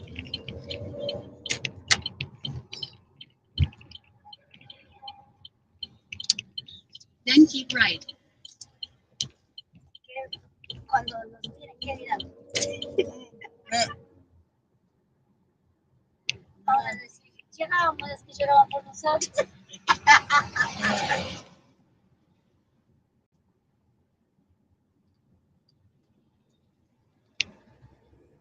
Lords.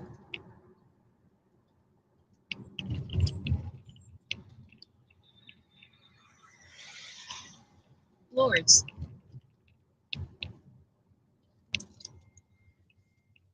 Thank you. You're welcome. Pasen buen día.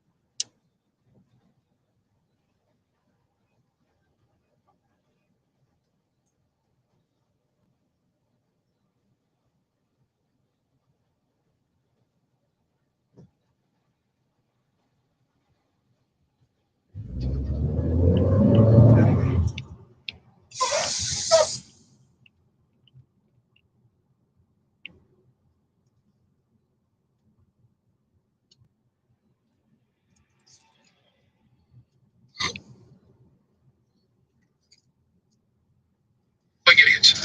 A convicted felon caused an insurrection. Cheats on his wife's sexual abuse. But hey, you know what? He's white. So when you see a lot of these evangelicals, because I see a lot of them in my family, middle-aged white, praise Jesus. Yeah, you think Jesus wants a man like this? You think he's a great reflection? No. I'm going to tell you why they want to support him. Because they view, when you hear the phrase nuclear family or traditional family values or Christian nation, when was this a Christian nation again? I'm sorry, because I haven't heard one thing. It was founded by founding fathers that owned slaves. They owned goddamn black people like that. The greatness of a person. Praise Jesus. Only 21-year-old white men have rights in this country. Praise Jesus. Such a Christian nation. Every atrocity in this country and across the world has been done by a person with religion. What is weaponized religion to push the white supremacy? That's it. Look at the Catholic Church. How many young men have been affected? And none of you Catholics still go to church and give your tithes. What did they have? Billions of dollars in civil lawsuits because it didn't affect you, so you don't give a damn. Look at the Baptist Church. Decades they covered up the mistreatment of women. It's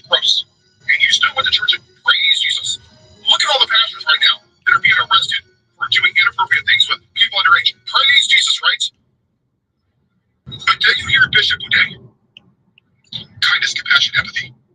Nope, we don't want that. That's right, because you want to make America white again. You want Leave It to Beaver. You want a white kid in a white ice cream shop sitting next to a white cop being. So you don't give a damn. Look at the Baptist church. Decades they covered up the mistreatment of women. It's gross. And you still went to church and praise Jesus. Look at all the pastors right now that are being arrested for doing inappropriate things with people underage. Praise Jesus, right? But then you hear Bishop Boudet. Kindness, compassion, empathy. Nope, we don't want that. That's right, because you want to make America white again. You want Leave It to Beaver. You want a white kid in a white ice cream shop sitting next to a white cop being served by a white ice cream server. That's what you want. And for all of you middle-aged white people, you are scared to hell that that's going away. And when you hear Fox News, they have posted 244 pieces about trans people since February. Nothing about gun violence. Nothing about universal health care. Nothing about giving people a living wage. Actual policies that would make people's lives better. Because it questions their version of the traditional family. And when you hear that, let me be very clear what traditional family values means. It means white America. So the day I hear about the white community is pissed. Yes, I'm talking to you with the bird chest right there. Stop scrolling. If you want your chest to get like this, check out this Hot Weight Chest and Arm Trainer in the TikTok shop. Let me show you how to use it. The downward motion like this targets the lower chest. In the middle, you target the middle chest. Up top, you target the upper chest. Not to mention, you can also train arms with it, okay? And if you want to make the exercise even harder, hold it by each handles, open up your hands to fight the resistance, and hold 3 seconds between each rep. This is the 60 to 90 pound version, but they also have a version that ranges from 90 to 120 pounds. So, if you're someone that don't have access to the gym or don't have time to make it, then this would be a great product for you to check out. If you want to check it out, I'm leaving a link right there down below so that you can check it out yourself and get rid of that bird chest. Come on, y'all. Yes, I'm talking to you with the bird chest right there. Stop scrolling. If you want your chest to get like this, check out this Hot Weight Chest and Arm Trainer in the TikTok shop. Let me show you how to use it. The downward motion like this targets the lower chest. In the middle. Listen here, child, not nothing. Because they're rising. But I see why y'all come here. Welcome to Annoyance. Today we're trying out Boonies in Irvington, New Jersey. Let's try it out. The 2 flavors we got today was hot lemon pepper, and we got the sticky garlic parm. Let's see what it's in for. The hot lemon pepper. Quick selfie. Let's try with some ranch. You already know we only do Ballhouse Ranch. Got the wing with the tip. Watch it.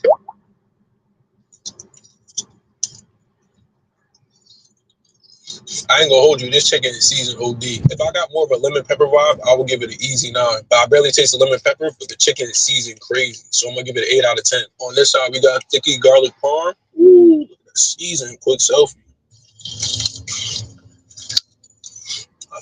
Multiple different reasons why somebody would want to track their own vehicle. That way you can find it if anybody steals it from you. You find your wife if anybody tries to steal her from you, metaphorically. It's not an air tag, it's a GPS.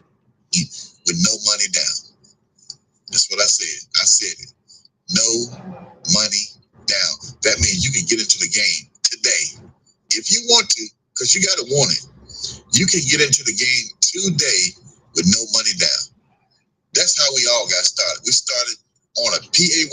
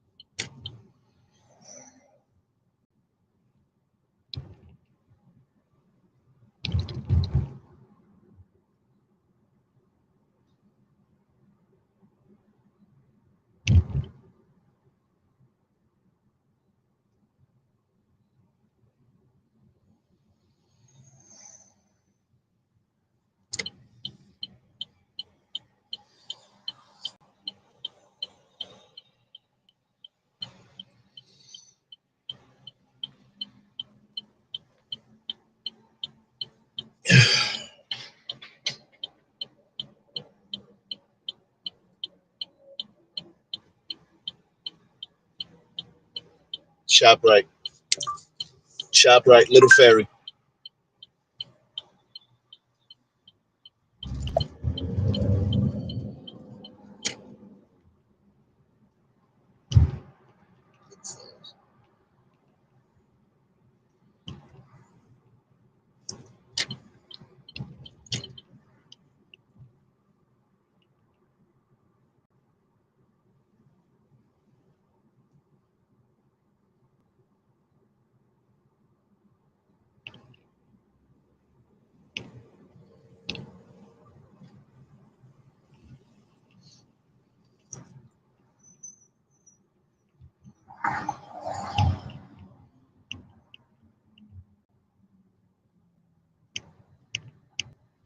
All right, people.